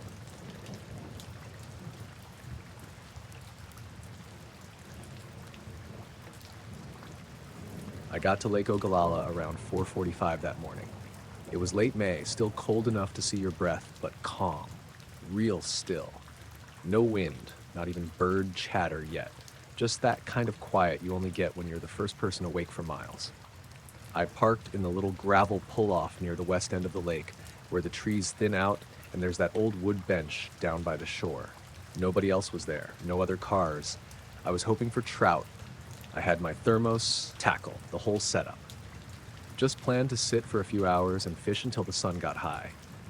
Didn't even make it to my first cast. I'd barely walked halfway down to the water when I noticed something up in the sky that didn't look right. At first I figured it was just one of those low fog banks you get around the lake when it's cold. It looked like a flat-bottomed cloud, not big, maybe the size of a barn from where I stood. Pale gray, kind of wispy around the edges. It was hovering maybe a couple 100 feet above the far side of the lake, out near the bend where the trees curve in. I didn't think much of it at first. I set my stuff down and poured some coffee, but I kept glancing at it because it wasn't drifting. Clouds move, even on still mornings, but this thing just stayed put. Dead center above the water. Didn't even wobble. Then I noticed it was turning, slowly, like a lazy rotation, counterclockwise. You wouldn't catch it unless you stared for a good 30 seconds. That's how slow it was. But it was definitely rotating. That's when I started getting a weird feeling. Not scared exactly, but my stomach went cold. Something about it didn't sit right. I pulled out my little handheld radio, the weather band kind, and flipped it on just to hear something. It buzzed to life, static and bits of a forecast coming through. Then this low sound came underneath the voice, like a subwoofer hum. Barely audible, but low enough I felt it in my ribs. I thought it was feedback or a glitch in the signal. I switched channels. The hum followed. Changed frequencies again. Same thing. Always under the static like it was coming from outside the radio. Just this steady, vibrating tone that seemed to rise and fall real slow, like breathing. I looked back at the lake. The surface, which had been lightly rippling, was glass now. Not a single ring, not even from bugs. Then I realized no fish were surfacing. Not one.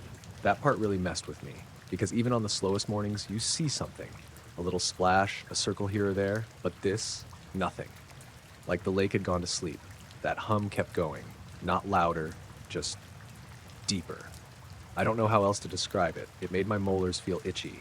I stood there holding my coffee and radio, not moving. I couldn't even bring myself to unzip the tackle bag.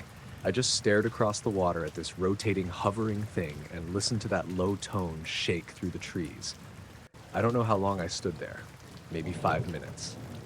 Maybe 10.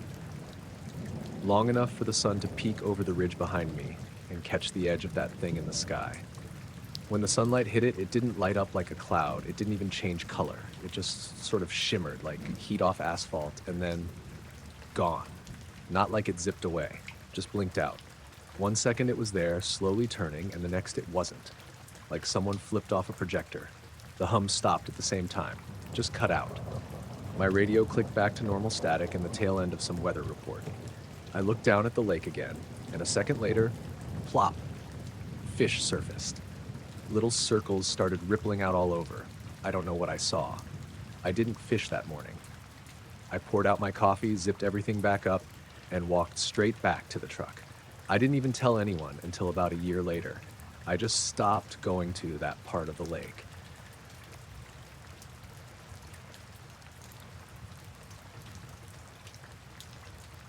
I woke up to a pulsing glow seeping through the thin walls of my tent. It was around 2 a.m., and the night had been quiet. Just the low hiss of wind through lodge poles and the distant rush of Boulder Creek. I unzipped my sleeping bag, peeled back the tent flap, and squinted into the light. Outside, everything was bathed in this soft, rhythmic orange glow, like someone had hung a paper lantern 100 feet above camp and was turning it on and off. I climbed out on wobbly legs, the pine needles cold under my bare feet. My headlamp lay on the ground by my pack. I snapped it on and pointed it toward the sky. At first I saw nothing but trees, dark silhouettes against a dim haze. Then I noticed the light was coming from above the ridge, way beyond the treetops, moving in a slow, pulsing rhythm. Curious and uneasy, I grabbed my compass and stepped away from the tent, careful not to slip on the frost. The glow traced a path overhead. I watched it pulse twice, then pause, then pulse twice again. As I followed its pattern, I realized it wasn't a lantern or firefly swarm. It was higher than any craft I'd seen, too steady to be natural. I fumbled for my phone and tapped my star map app, but there was no signal. Even so, I spread the downloaded map out on the ground and tried to match the constellations against the sky, but the stars above were unfamiliar. I scanned North America's Big Dipper, Orion's Belt, Arcturus. Nothing lined up. The sky looked like another hemisphere altogether. When the glow pulsed again, I noticed a low hum, almost inaudible, vibrating through the soil. My boots tingled with each pulse. I held my breath until it faded, leaving only the creek's murmur and my ragged breathing. A sudden snap of a branch somewhere made my heart jump. I swung the headlamp toward the underbrush. No movement, just trees and shadows. I thought I heard footsteps crunching behind me, but when I turned, there was nothing but my own tracks in the dirt. My skin crawled. I retreated toward the tent, thinking to wake my friend, Julian, but stopped. The glow had stopped pulsing, and the sky overhead was pitch black again, except for stars I didn't recognize. It felt wrong to break the night's hush with a whisper, so I sat on my pack and watched, trying to make sense of the sky's shape. Once the glow returned, fainter this time, it hovered to the south, just above the ridgeline. No sound, just that pulsing color, blinking out the constellations behind it.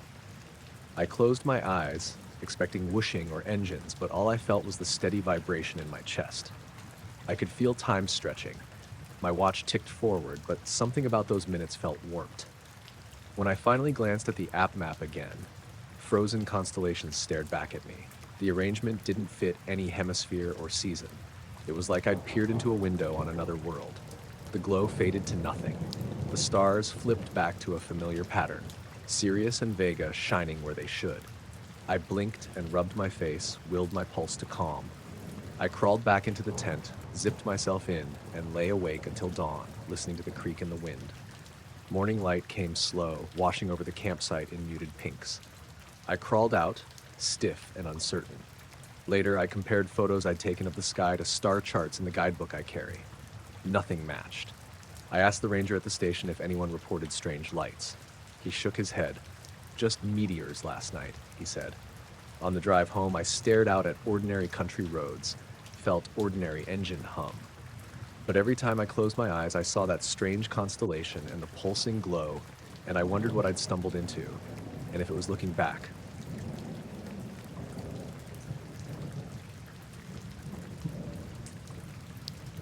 My name's Josh Walker, and this happened just outside of Des Moines, Iowa, in the middle of last summer. Me and my friend Tyler had been wanting to get away from the city for a night, just to camp somewhere quiet and clear. We're both into that kind of thing. Campfires, stars, the whole deal. So we packed up and headed about an hour west, near this big stretch of farmland. The weather was hot but dry, typical mid-July, with a little breeze that didn't quite cut the heat. We got to a spot off some dirt road that led into a field bordered by a thin line of trees. It was a good place, no houses around, just open sky and crops. We set up the tent and started a fire just as the sun was dipping down. Nothing too fancy, just two guys trying to relax. As it got dark, the sky filled with stars, clearer than we'd seen in months. We sat by the fire, drinking some beers and talking about everything and nothing. Tyler pointed out some constellations while I fiddled with the cooler, trying to get more ice for the beers. The cicadas and crickets had started up, but otherwise it was pretty quiet. Then, a little after 10 p.m., Tyler nudged me and said, "Hey, look at that." I looked over to where he was pointing, across the field, maybe 200 yards away. At first, I just saw the waving corn stalks lit by the moonlight, but then I noticed something weird happening above them. It looked like a shimmering, like the heat waves you see on a hot road in summer, only this was moving sideways, rippling across the field like a slow pulse. It wasn't like anything I'd seen before.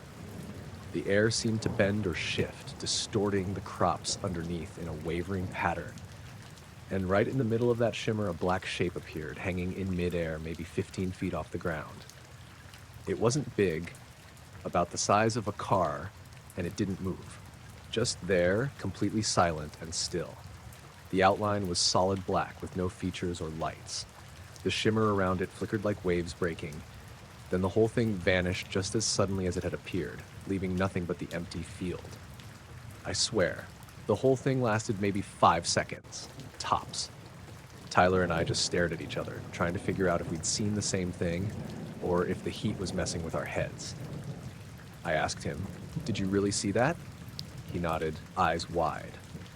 "Yeah. What the hell was that?"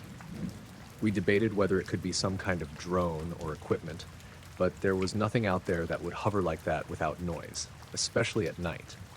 The closest farmhouse was miles away, and the roads were all dirt or gravel. No way a vehicle could have just appeared like that. We decided to keep watching the spot for a while, but nothing else happened. The field went back to normal, spelled no movement or lights or sounds out of place. The usual night noises came back, and the shimmer was gone. That night, we kept talking about it quietly, not really sure if we should be freaked out or just chalk it up to weird atmospheric stuff. Neither of us slept well, but we didn't want to leave either. The next morning, the field looked totally normal. No tracks or signs anything had been there. We packed up and headed back to town, both pretty quiet on the drive. I told a couple of friends later, and they laughed it off, but I know what I saw. It wasn't a trick of the light or a plane or anything normal. That shimmering ripple, the black shape, something was there, but I have no idea what. I still think about it sometimes, especially when I'm out driving or hiking. It feels like whatever that was, it didn't want us to get too close or know too much, like it was watching, but not in a way we understand. That's it. Just two guys, a field, and something that didn't belong.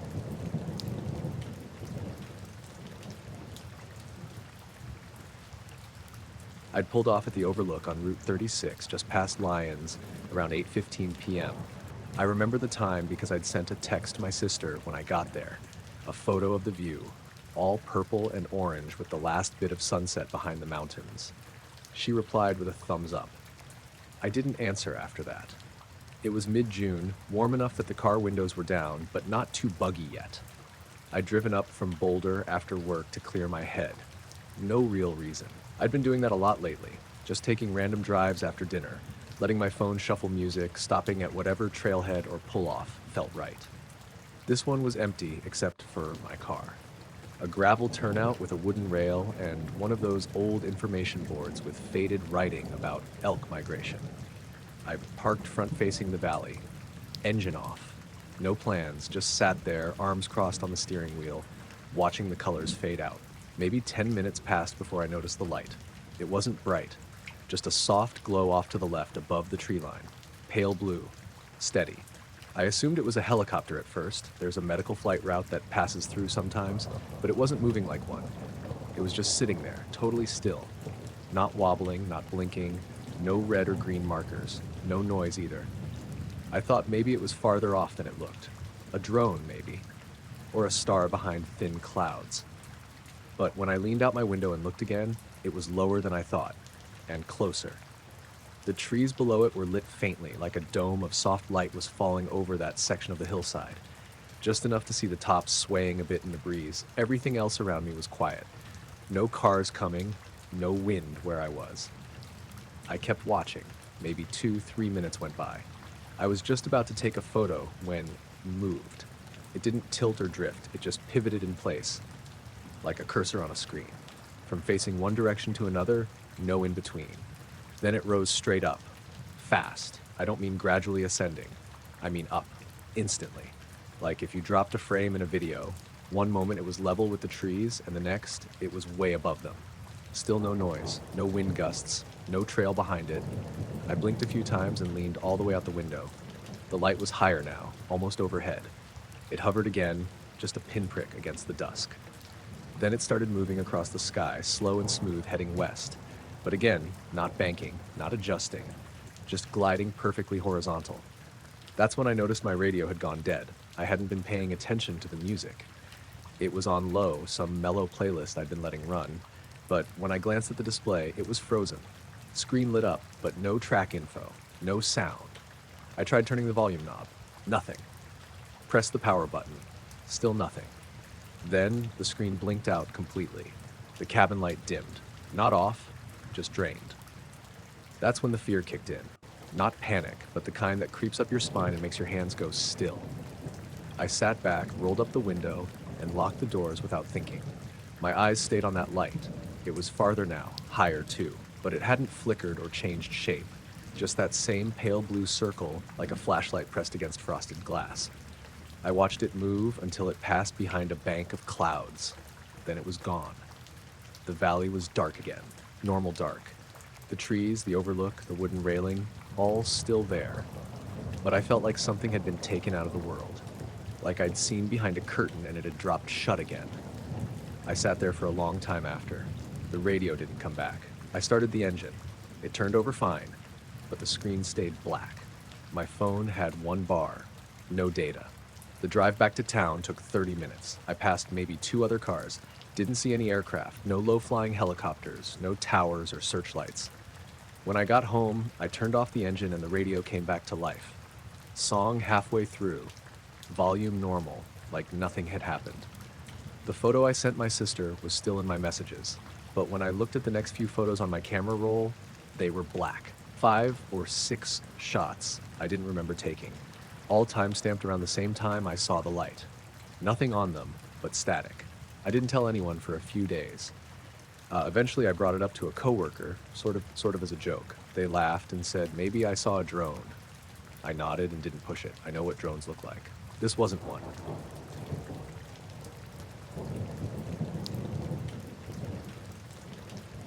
I'd been working as a drone photographer for a little over a year, mostly doing industrial stuff, oil rigs, construction sites, that kind of thing.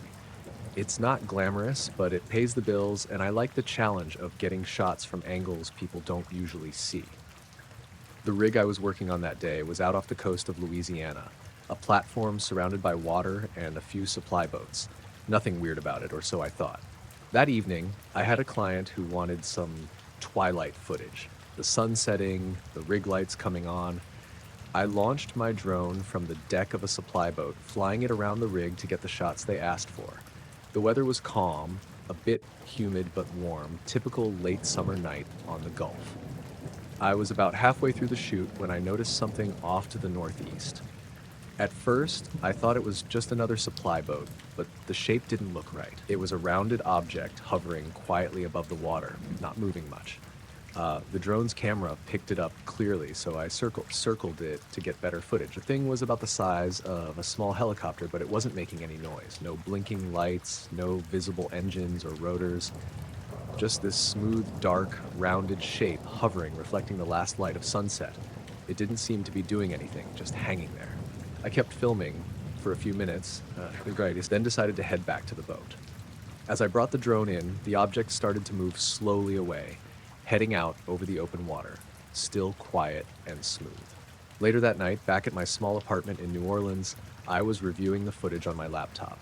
The object was clear, perfectly in focus against the dim sky and water. It didn't look like any kind of aircraft I knew, but I kept second-guessing myself. Maybe some kind of experimental drone? A weather balloon? I wasn't sure. Around 2 a.m., there was a knock at my door. That was weird because I don't get visitors at that hour. When I opened it, a man was standing there. He was maybe mid-30s, wearing a black vest over a plain black shirt, dark pants, no badge, no name tag. Just stood there, looking at me with this calm, steady gaze. "Mr. Carter?" he asked. "Yeah," I said, still half asleep and confused. He didn't introduce himself, just said, "We need you to delete the footage you took tonight, for everyone's safety." I blinked, trying to figure out if this was a joke or something serious. "Who are you? What footage?" He didn't answer the first question. "That object you filmed above the rig, it can't be shared. Delete it." I felt this knot in my stomach. "Look, I don't know what you're talking about exactly, but I'm a contractor. I don't want any trouble. Can you tell me who you work for?" He shook his head. "No one you need to know. Just delete the files. Now." I hesitated. I didn't like being ordered around, but the guy's tone was firm, and there was something off about him, like he wasn't used to being refused. "Okay," I said finally. "I'll delete it, but can I at least have something in writing?" He smiled, but it wasn't friendly. "That won't be necessary. We trust you'll do the right thing." He turned and walked away down the hallway, leaving me standing there with my laptop open on the dining table. I stared at the screen for a long time. The footage was still there, the last moments of twilight, the rig lights glowing, and that strange object just hovering. I could hear the hum of my hard drive, the quiet of my apartment. I thought about calling someone, the police maybe, but what would I say? Some guy in black showed up demanding I delete video of a rounded object over an oil rig. I felt the walls closing in a bit. I decided to back up the footage first, just in case, onto a flash drive and hid it in a drawer. The next day, I called the rig's security office. They said there was nothing unusual reported that night. The supervisor told me that they'd been doing regular maintenance and no strange objects had been seen. I kept thinking about that man in black. He didn't look like security, no badge, no ID. When I asked around at the rig later, nobody recognized anyone fitting his description. In the days that followed, I noticed people watching me at the drone meetups and gigs. Not openly, just enough to make me nervous. Phones seemed to be out of battery when I was trying to upload anything remotely related to the rig. Files got corrupted, computers acted up. I kept the footage hidden and stopped talking about the incident.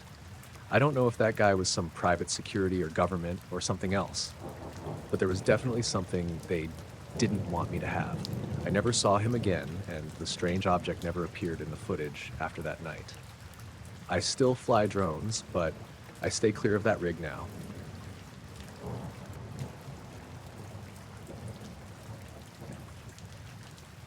It was around 3:10 a.m. on a Thursday. I remember that because my shift at Brookhill Medical runs from 7 p.m. to 7 a.m., and we always restock crash carts at 3. That night had been unusually quiet. No new admits since midnight. I was sitting at the nurse's station in ICU 3, catching up on charting, when I noticed the hallway lights flicker. Not all of them, just the row that runs past room 314 to the fire exit. It was a short buzz and then back to normal. I didn't think much of it at first. This building's old. The ICU is on the 5th floor, and we get occasional surges from the HVAC systems kicking in. But maybe 10 minutes later, the flickering came back, longer this time, like a slow dimming, fading in and out. And I heard this faint clicking sound, almost like the hum you get when you stand under a transformer. I walked toward the fire exit to check if one of the bulbs was going bad. As I passed room 314, I noticed the blinds on the double doors were open. Mr. Garza was in there, one of our long-term patients, intubated, sedated, not conscious. But he was moving. He had one hand raised like he was reaching toward the ceiling, eyes still shut. The monitors weren't alarming. Nothing out of normal. I stood there and watched his hand slowly fall back to the bed. Then I saw movement through the window behind him. We've got a small rooftop area beyond that side of the unit. It's not accessible to the public, maintenance only. It's covered in gravel and vent hoods and those big metal boxes for the HVAC units. I've seen it during the day a few times when housekeeping props the door open to air out the linen room. At night, it's just dark. But something was up there. I caught a flicker of movement behind one of the vent stacks. A shape, tall, narrow, like a person standing too still, watching. I thought it might be security doing rounds, but we don't normally have anyone up there. There's no reason for it unless something's broken. I stepped closer to the window. I couldn't see a face, but I could see the shape clearly. It wasn't crouching or walking. It was just there, perfectly upright, backlit by the city lights bouncing off the cloud cover. The head was tilted slightly, and the arms hung too straight, like someone pretending to be a mannequin. Then the lights flickered again, harder this time, and when they came back on full, the shape was gone. I radioed down to the front desk and asked if anyone was on the roof. They said no. I asked if security could check the access hatch. A few minutes later, they called back saying it was still locked from the inside. I didn't report what I saw. I figured maybe it was a shadow or a hallucination from being up too many nights in a row. But I started feeling uneasy. That part of the unit felt colder than the rest. Even the other nurses mentioned it later, joking around about ghosts in the vents. But I didn't laugh. When my shift ended, I went down to the break room to clock out. I was halfway there when I saw a man standing near the vending machines by the elevator. He didn't belong there. Pressed black suit, pale, neat, like he had just stepped out of a catalog. He didn't look like a rep or a doctor or security. No badge, no scrubs. He wasn't looking at the machines, just standing there facing the elevators, holding a slim black folder under one arm. I slowed my pace without meaning to. Something about him made my stomach drop. As I walked past, he stepped forward and said my full name, not, "Excuse me, are you?" Just said it, like he already knew. I stopped. He handed me the folder. Inside was a single-page form. It didn't have a hospital letterhead or anything official looking. It was printed on plain white paper with a typed statement about an anomalous rooftop event witnessed during the hours of 2:45 a.m. and 3:30 a.m. on April 11th. It said that the witness, me, agreed not to discuss any visual or auditory phenomena observed during that window with hospital staff, patients, media, or law enforcement. There was a line for my signature and a space for a date and time. I asked him what it was for.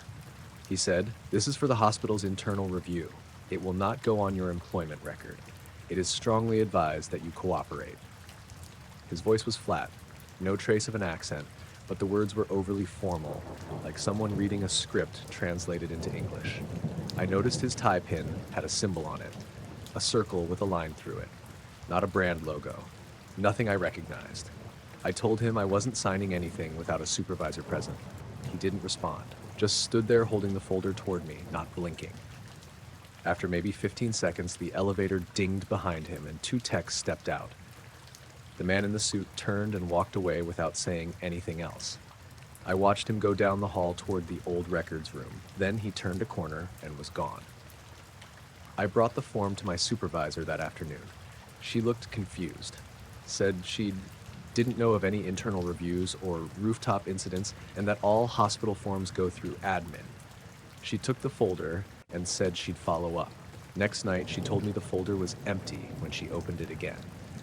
I haven't seen the man since, but every once in a while, when I take the supply elevator near the West Wing, I feel like someone's watching from behind the old access door to the roof. And the lights still flicker. Same hallway, same time.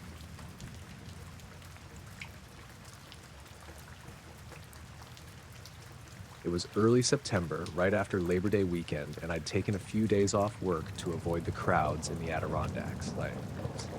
I live about 3 hours south near Poughkeepsie, and I'd done this kind of solo hiking trip before. Drive up, camp for 2 nights, pack light, get off the grid a bit. I like the solitude. No service, no people, just trees and quiet. I parked at a trailhead near Indian Lake around 6:30 a.m. There was one other car there, a white Outback with Vermont plates, but no sign of anyone. The plan was to hike a loop that would take me about 6 hours round trip, depending on how often I stopped. Weather was cool, low 60s, but clear. No fog, no wind. Pretty much perfect. Nothing strange for the first few hours. I saw a few deer, heard woodpeckers, the usual. I stopped for lunch at a little ridge that overlooked a patch of dense trees to the north. Around 1:30 p.m., I packed up and kept walking. I was about 2/3 through the loop when I saw them. I don't know what else to call them except lights. Red ones. 3 of them, maybe the size of a dime at arm's length, just flickering above the tree line to my left. Not in the sky exactly, more like just barely above the tallest trees. They weren't steady. They blinked, kind of rhythmically, but not in a pattern I recognized. I stopped walking and watched for a while. No sound. No movement in the trees, just the lights hovering maybe 100 yards out. I pulled out my phone and started recording. The lights were still there, still blinking. I zoomed in a bit, but the camera had trouble focusing through the trees. I remember lowering the phone and trying to squint at them with my own eyes.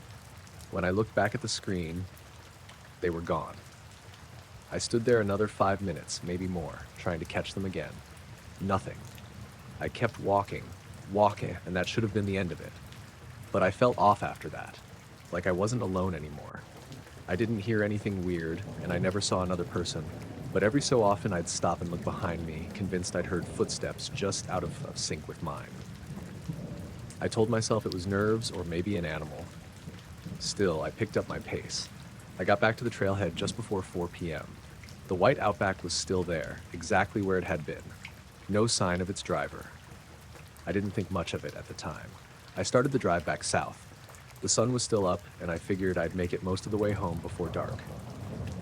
Around Shroon Lake, I noticed a black car behind me. Didn't catch the make, maybe a Dodge or a Lincoln. It had those deep tinted windows you can't see into, even in daylight. It wasn't tailgating, just keeping pace. When I sped up, it did too. When I slowed down, same thing. At first, I thought it was a coincidence. We were both heading south on I-87, but after 30 minutes and 2 exits where I expected it to peel off, it was still there. No plates, just blank. I tried to get a better look by switching lanes, even took a random exit near Ticonderoga to see if they'd follow. They did. By then, the sky was getting darker. I pulled into a small rest stop, not a real one with a building, just one of those pull-offs with a trash can and a picnic table. I parked and turned off my engine. The black car pulled into a few spots down. Nobody got out. I waited, watched the rearview mirror, heart hammering. 5 minutes passed, then 10. Eventually, I started the car again, pulled back onto the highway. So did they. I kept driving for another hour. I passed Albany and started thinking about stopping for gas soon. The needle was low. I exited near a Sunoco station off Route 9, somewhere around Kinderhook. It was full dark by then. The black car pulled into the far end of the lot while I was filling up. Still no plates. Still just sitting there. I went inside to pay in cash, mostly so I could keep an eye on them through the windows. When I came back out, they were parked right next to my car. The driver's side window was down. The guy inside was maybe late 40s, clean-shaven, wearing a plain black ball cap and a zip-up hoodie. Not a word. He just held something out the window, a small black USB stick, and said, "Replace your footage with this." I didn't move, didn't say anything. He repeated it a little louder. "Replace your footage with this." He didn't look angry. He didn't smile either. Just flat. I took the USB stick. I don't know why. He rolled his window up, reversed out of the spot, and pulled back onto the road. I stood there holding it for a long time before I even got back in the car. I drove the rest of the way home without incident. No more black car, no one following. Just me, trying to figure out what the hell had happened. I didn't sleep that night. I plugged the USB into an old laptop the next morning, one I hadn't used in years. It was empty. No folders, just a single file labeled vid.mp4. It was 10 minutes long, but when I opened it, it was just static. Not like visual white noise either, just a gray screen, faint crackling in the background, and every few seconds this high-pitched tone like an old CRT TV powering up. That was it. Nothing else. I watched the whole thing, waiting for something to pop out. It never did. I never shared the footage I took on the hike. I didn't delete it, but when I went back to check it, the video wouldn't load. Just said, "corrupt file." I tried copying it to my computer, tried renaming it, using different software. Nothing worked. The thumbnail was just black. A week later, I drove back up to Indian Lake. Not to hike, just to see if the white Outback was still there. It wasn't. But parked in the same spot was another black car. Different model, same no-plate situation. I didn't stop. I kept driving. That was last fall. I haven't been back since.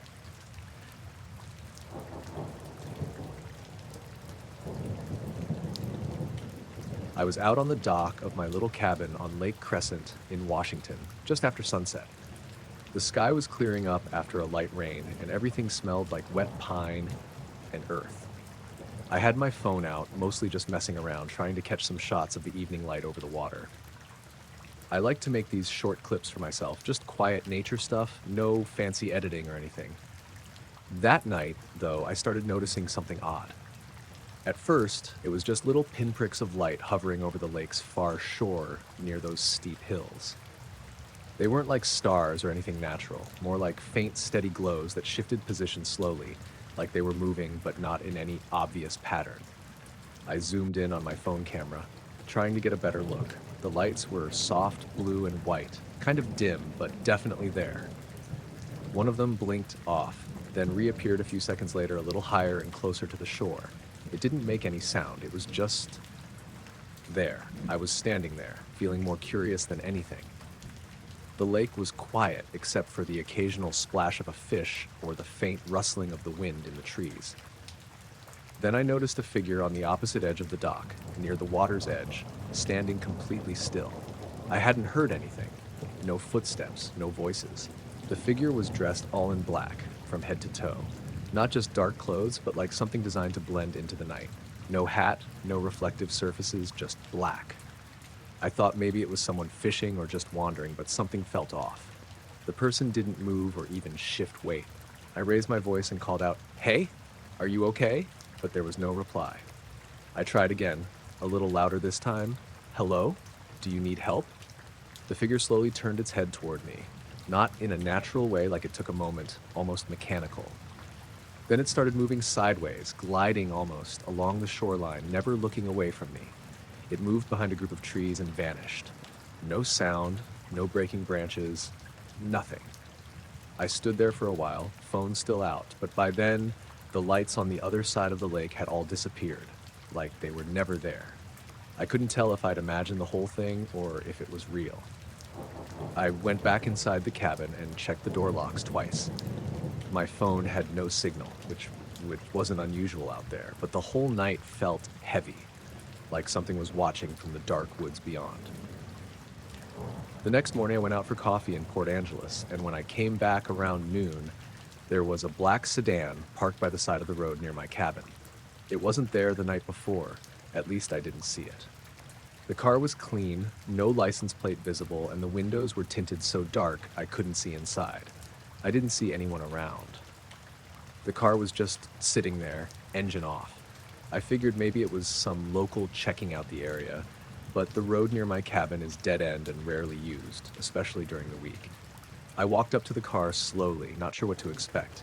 As I got closer, the hairs on the back of my neck stood up. I swear I caught a glimpse of movement inside the tinted windows, but when I stopped and stared, there was nothing there. I checked the driveway and the surrounding area. No footprints, no other vehicles. The car stayed parked there for the rest of the day. I debated calling the police, but thought they'd probably say it was just a local or a lost traveler. Instead, I stayed inside, windows locked. The whole afternoon, I kept watching the woods, feeling like someone might be out there just beyond my sight. By evening, the sedan was gone, just like the figure from the night before. I don't know what any of it was. I've been back to the cabin a few times since, but I've never seen anything like that again. No lights, no figure, no mysterious car. Still, I keep thinking about how quiet it was that night, and how that figure just watched without saying a word, then disappeared without a sound.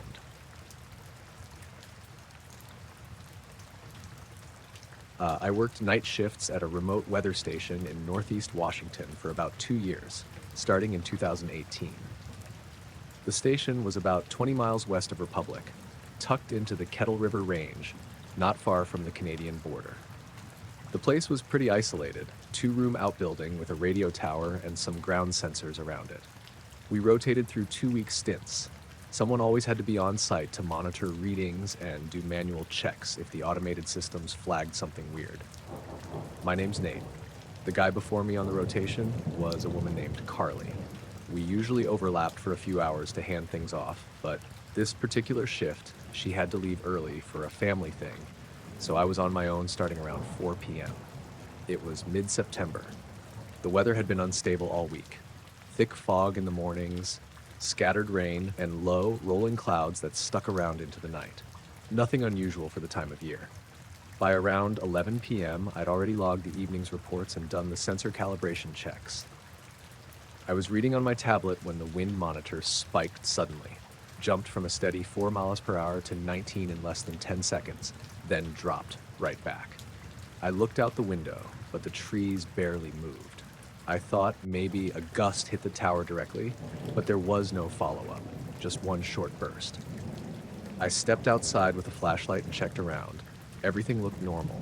No wildlife near the sensors, no tree limbs down. The wind was calm again.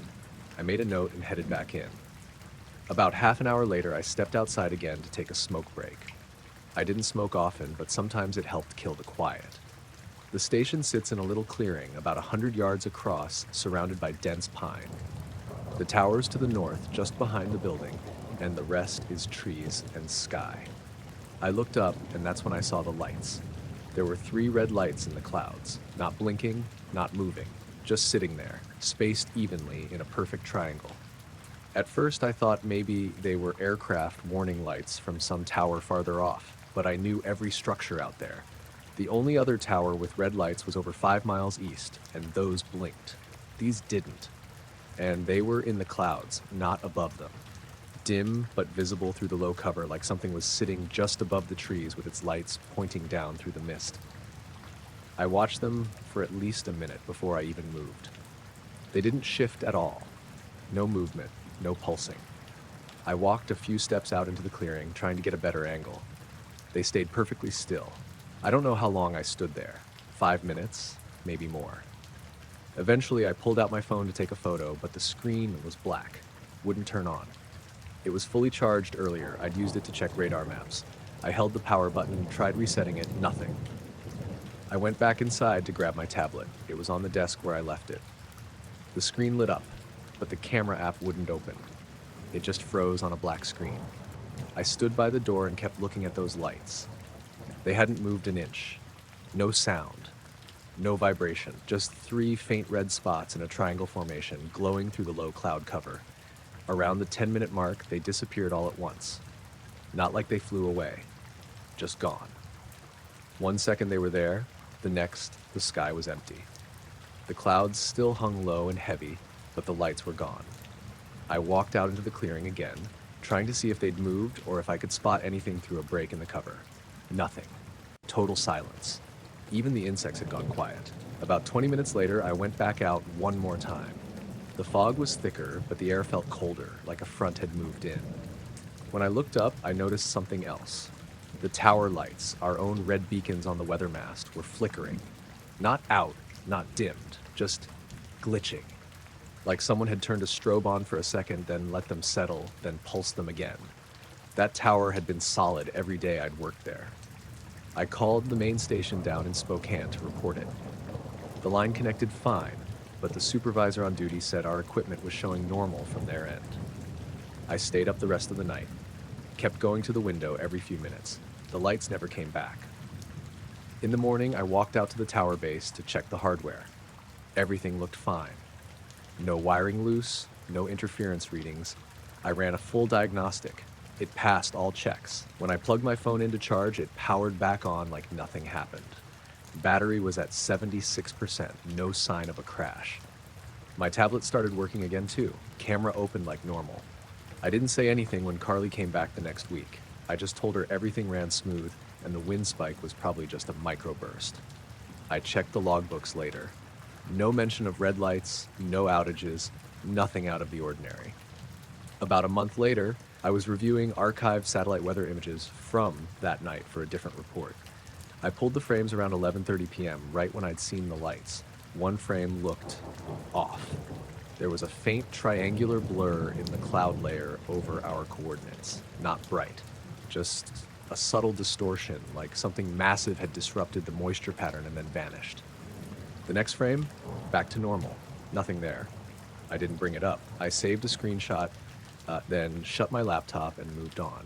I still have it saved on an old flash drive somewhere, but I haven't looked at it since.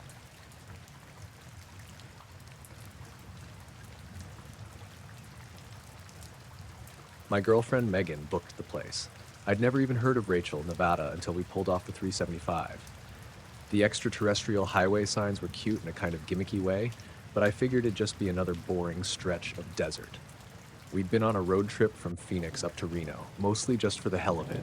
Hit a few ghost towns, hike around Zion, maybe try our luck at the tables for a night. Rachel was a stopover. One night. The motel was called the Moonlight Motor Inn, a row of 6 rooms shaped like a trailer from the 70s, all parked facing a cracked lot and miles of open desert. Nearest anything else was a dusty diner across the road, which looked like it hadn't changed since 1982. We checked in around 6:30, just before sunset. The guy at the front desk, older, white beard, wore a patch that said Randy, handed us a real key on a blue plastic tag. He asked where we were headed, and when I said Reno, he nodded like I'd told him we were driving to the moon. I remember he said, "You kids staying just the one night? That's smart." Then he kind of hesitated, looked out the window behind me, and added, "Don't go wandering after dark." I laughed, figured he meant like coyotes or snakes or whatever. Megan didn't even hear him. She was already walking toward the room. The place was surprisingly clean inside. Stained carpet, sure, but the sheets looked fresh. There was a little table by the window, a bulky old TV, a humming mini fridge, and not much else. We dumped our backpacks and walked over to the diner while the sky turned that bright orange you only get in the desert. Dinner was basic: burgers, fries, watery coffee. The only other people there were a couple truckers playing cards in the back. The jukebox played Patsy Cline on a loop. When we asked for the check, the waitress smiled, but it was the kind of smile where the eyes don't match. Like she'd heard the same joke 1,000 times. Back at the motel around 8:15, we cracked a couple beers and sat on the curb outside the room. It had cooled down fast. Still warm, but the breeze had picked up and the stars were coming out. I don't usually notice stuff like that, but out there, it was stupid how clear the sky was. You could see the Milky Way like someone had poured salt across black velvet. We weren't even talking, just sitting there watching the sky. Megan pointed out a few constellations. She knows that stuff better than me, and I spotted a couple satellites drifting past. Everything was dead silent except for the occasional gust of wind. Around 9, maybe a little later, Megan asked, "What's that one?" I followed where she was pointing, low in the sky, just above the hills to the south. At first I thought it was a plane. Just a bright white light, steady, no blinking. It wasn't moving, not fast anyway. I said probably some aircraft from the base. I was mostly guessing. We weren't far from Groom Lake, so it made sense. But it didn't move. Not for a long time. I kept expecting it to drift like the others, or blink, or shift color, but it just hung there, perfectly still. Megan thought maybe it was a star, but it wasn't in any of the usual spots and it wasn't twinkling. Then it started to rise. Not diagonally like a plane taking off, just straight up. Smooth, controlled, too fast for a balloon or drone. Maybe a few hundred feet, maybe more. Hard to tell with no point of reference. We both stood up. Megan was squinting. I remember her saying, "That's not right." Then it split. 1 second it was a single white dot. The next, there were two. Side by side, about a thumb's width apart if you held your hand up to the sky. No flash, no flare, just a clean separation. The second light hadn't moved into view. It had come from the first. We stood there frozen, not sure what we were even looking at. Both lights hovered for maybe 10 seconds. Then, and this is the part that still messes with me, they blinked out. Not faded, not flew off, just gone, like flipping off a switch. No contrail, no sound, no afterglow. 1 second they were there, the next they weren't. I looked over at Megan. She wasn't blinking, just staring at where they'd been. I asked, "Did you see that?" She nodded. "Yeah." We stood there another few minutes waiting for them to come back. They didn't. I scanned the sky. No planes, no satellites, just stars and more stars. We went inside around 9:30. I locked the door, which I never bother with at motels, and we didn't talk much after that. Megan sat on the edge of the bed, quiet. I turned on the TV for noise, but all we got was static. The screen flickered, then turned blue. No signal. I figured the place just didn't pay for cable anymore. Tried my phone, no bars, not even one. Megan checked hers, same. The signal hadn't dropped earlier. I'd gotten texts from my brother when we were at the diner. We left the TV on anyway, just for the light. Around 1 a.m., Megan woke me up. She was standing by the window. I asked what was wrong and she whispered, "Something's out there." I got up and looked. Nothing but dark desert and the faint outline of the hills. The security light above our room was flickering, but it had been doing that earlier too. Then I saw it. Not in the sky, on the ground, way out past the lot, maybe 100 yards into the scrub. A faint glow, like someone holding a flashlight, but the light didn't spread. It just sat there, perfectly round, maybe the size of a softball. Megan said, "It's moving." And it was, drifting, slowly, just above the ground. No beam, no footsteps, just a silent white sphere, gliding left to right in a straight line. Then it stopped, hovered. I shut the curtain. We didn't sleep. Just sat there in the blue TV light, not saying much. At some point the signal came back and a news anchor's voice filled the room, but I didn't pay attention to what he was saying. By morning, everything looked normal. Sky was pale blue. The diner had fresh coffee. The same two truckers were still there, playing cards like they hadn't moved. We checked out around 8. Randy was gone. Some woman in her 40s sat at the desk and gave us a polite smile like we'd never met before. As we pulled out of the lot, I looked back. Nothing in the sky.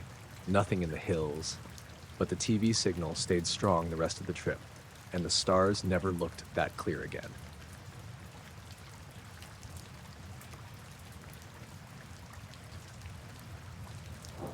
It was around 2:45 in the morning, somewhere off Route 287 in Wyoming. I'd been hauling a load of lumber from Missoula down to Amarillo, and I was planning to stop at a rest area just south of Rawlins. But the fog rolled in thicker than I'd ever seen. It wasn't like the light stuff you usually get up in the mountains. This was heavy, low, and choking, like smoke, but cold. The road just disappeared 20 feet ahead of me. My high beams did nothing. I slowed way down, like 25 miles an hour, hazards on. Normally I don't stop unless I have to, but something about that fog made my skin crawl. The CB was dead silent too. No chatter, no truckers complaining about the weather. That was weird. You usually hear someone. Even the radio just spat static, no matter the station.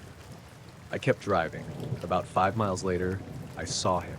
There was a man standing on the center line, completely naked, arms hanging limp at his sides, pale as paper. He wasn't moving, just staring straight up into the fog, head tilted back so far I thought his neck might snap. I barely saw him in time to stop. Slammed the brakes. My trailer fishtailed a little but stayed in line. I sat there for a second, foot shaking on the brake. He didn't move. I thought maybe he was high or in shock, maybe wrecked a car I hadn't seen, but there weren't any tire tracks, no hazards flashing in the fog, no other lights at all. Just me, my truck idling in the middle of nowhere, and this guy staring into nothing. I cracked the window, called out to him. No response. That should have been enough for me to stay in the cab, but I didn't. I grabbed my flashlight, climbed down, and started walking toward him. The air was dead quiet. I mean, dead.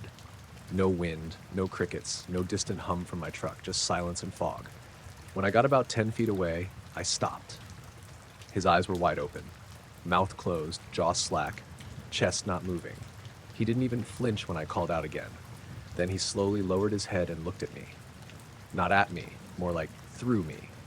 I said, "Hey man, are you all right? You need help?" And stepped a little closer, shining the light at his feet. No shoes. Toes dirty, but not bloody.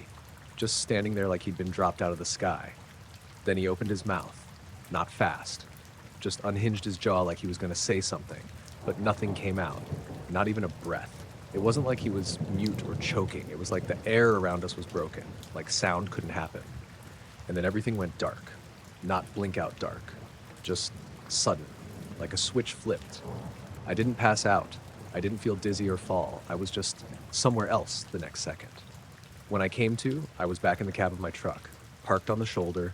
Sun was rising, no fog, no man, engine off, no memory of pulling over or turning anything off. I checked my logbook. I'd lost about 4 hours. My coffee thermos was still sitting in the cup holder, full and cold. My phone was dead, even though it had been at 60% before. The CB was working again. I flipped through channels and heard guys bitching about cattle backups near Casper. I climbed down and walked the length of the truck, checking everything. No damage. No sign I'd jackknifed or gone off-road. Tires clean. Trailer locked up fine. But the dust on the driver's door handle was gone, like someone had wiped it clean. I didn't see another car for 20 minutes after I started driving again. When I did, it was just a beat-up sedan heading north.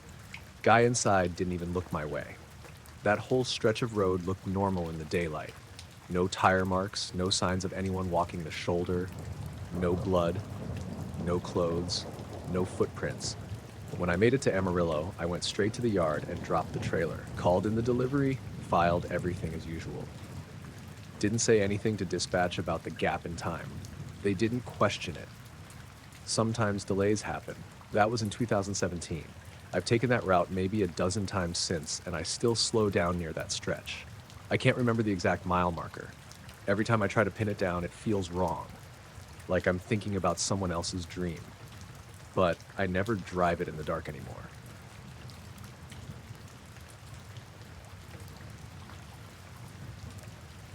We were camped just west of Lake Crescent in Washington, up one of those unmarked Forest Service roads that looks like it's going nowhere until it suddenly opens into a flat patch just big enough for a tent and a fire ring.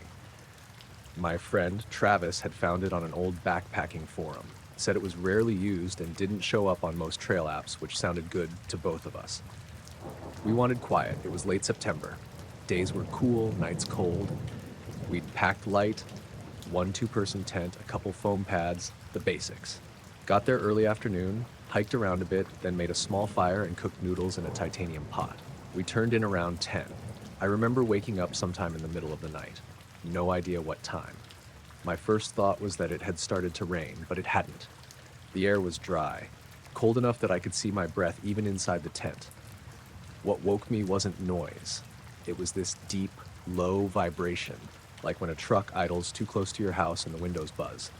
Only there were no trucks, no engines, just that subtle thrum deep in the ground. It wasn't loud. I could barely hear it, really, but I could feel it in my chest and under my spine through the pad. Not constant either. It came in slow pulses like a heartbeat. Travis was awake too. I could hear him shift in his sleeping bag and whisper, "You feel that?" I said, "Yeah." We didn't say anything else for a few seconds. Just listened. Then there was this flash.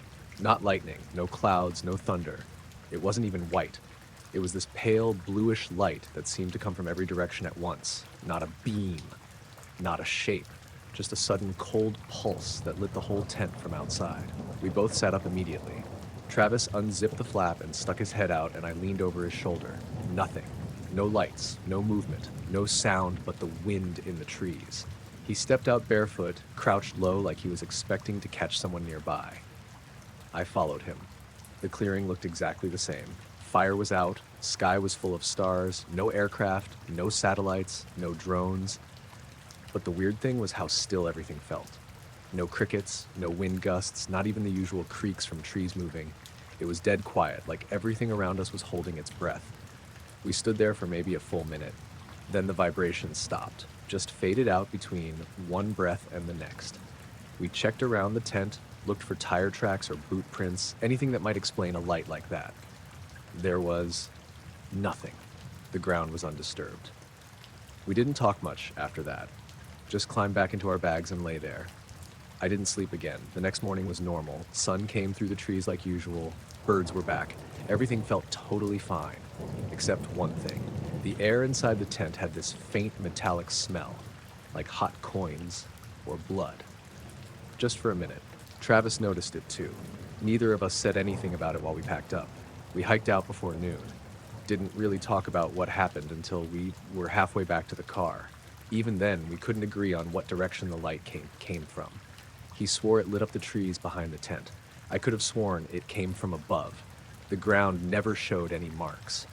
I even went back the next week, alone, just to check it in daylight. Still nothing.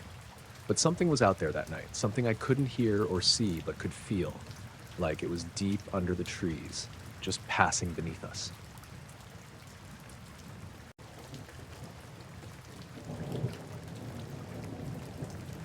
I wasn't supposed to be on that trail.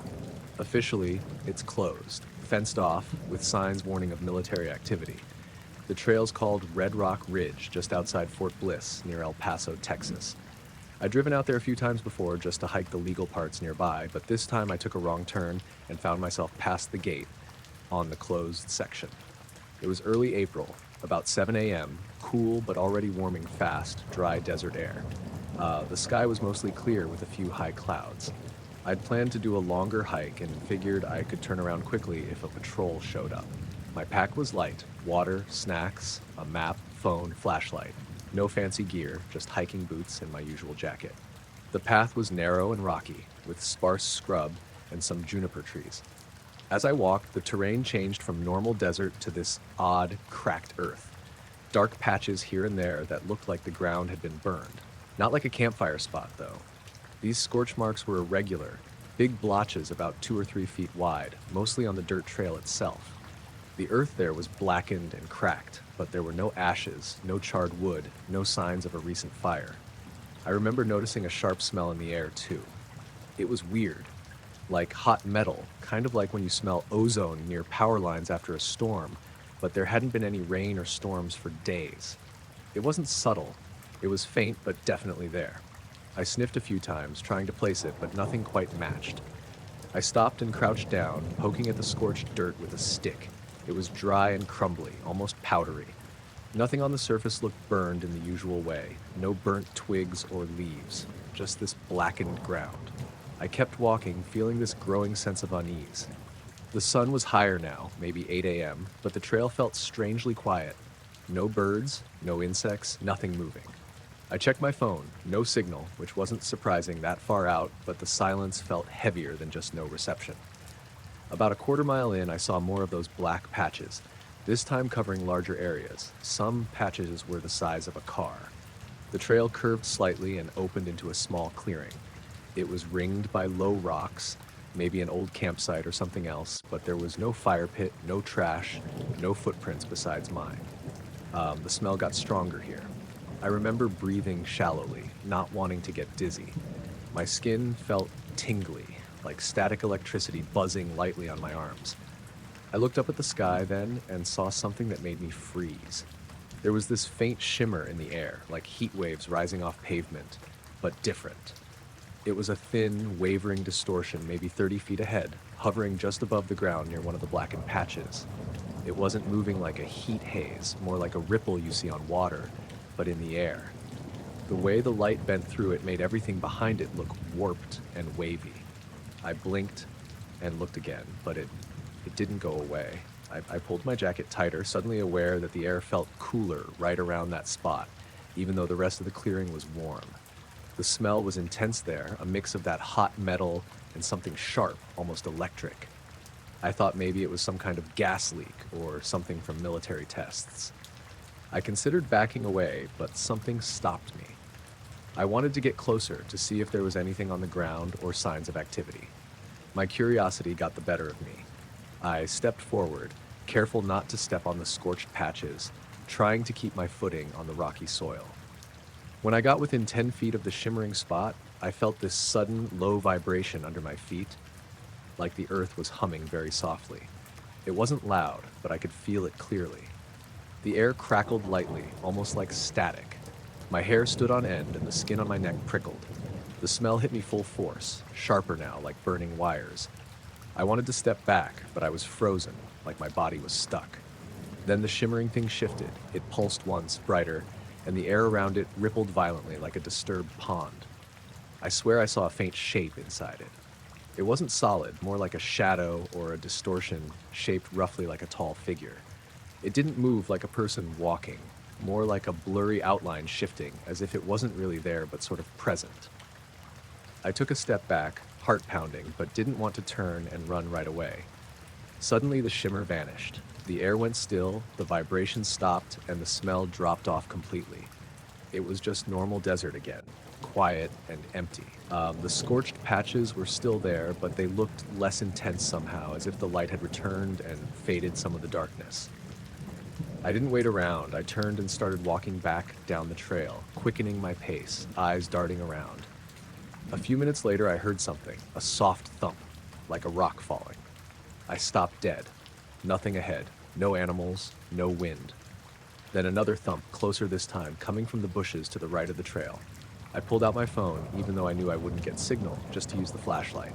The beam cut through the scrub and shadows, but I didn't see anything. I called out, "Hello?" My voice sounded weirdly loud in the stillness. No reply, just silence. I kept moving, glancing back now and then, feeling eyes on me, but I never saw anything. By the time I reached the fence at the trailhead, the sun was higher, warming the air more, and the usual desert sounds returned. Birds calling, a lizard scuttling across rocks. I climbed through a gap in the fence and hurried to my truck, locking the doors once inside. I sat there a few minutes, trying to make sense of what I'd seen. The scorched earth, the smell, that shimmer, and the vague shape. None of it added up. The military base didn't acknowledge any exercises or incidents that morning. I checked online, but no reports of wildfires, explosions, or strange activity. I've been back to legal trails near there, but I've avoided Red Rock Ridge ever since. Sometimes I think about that place, the silence, the smell, the way the air looked like it was bending around something invisible. I don't know what I saw, and I'm not sure I want to.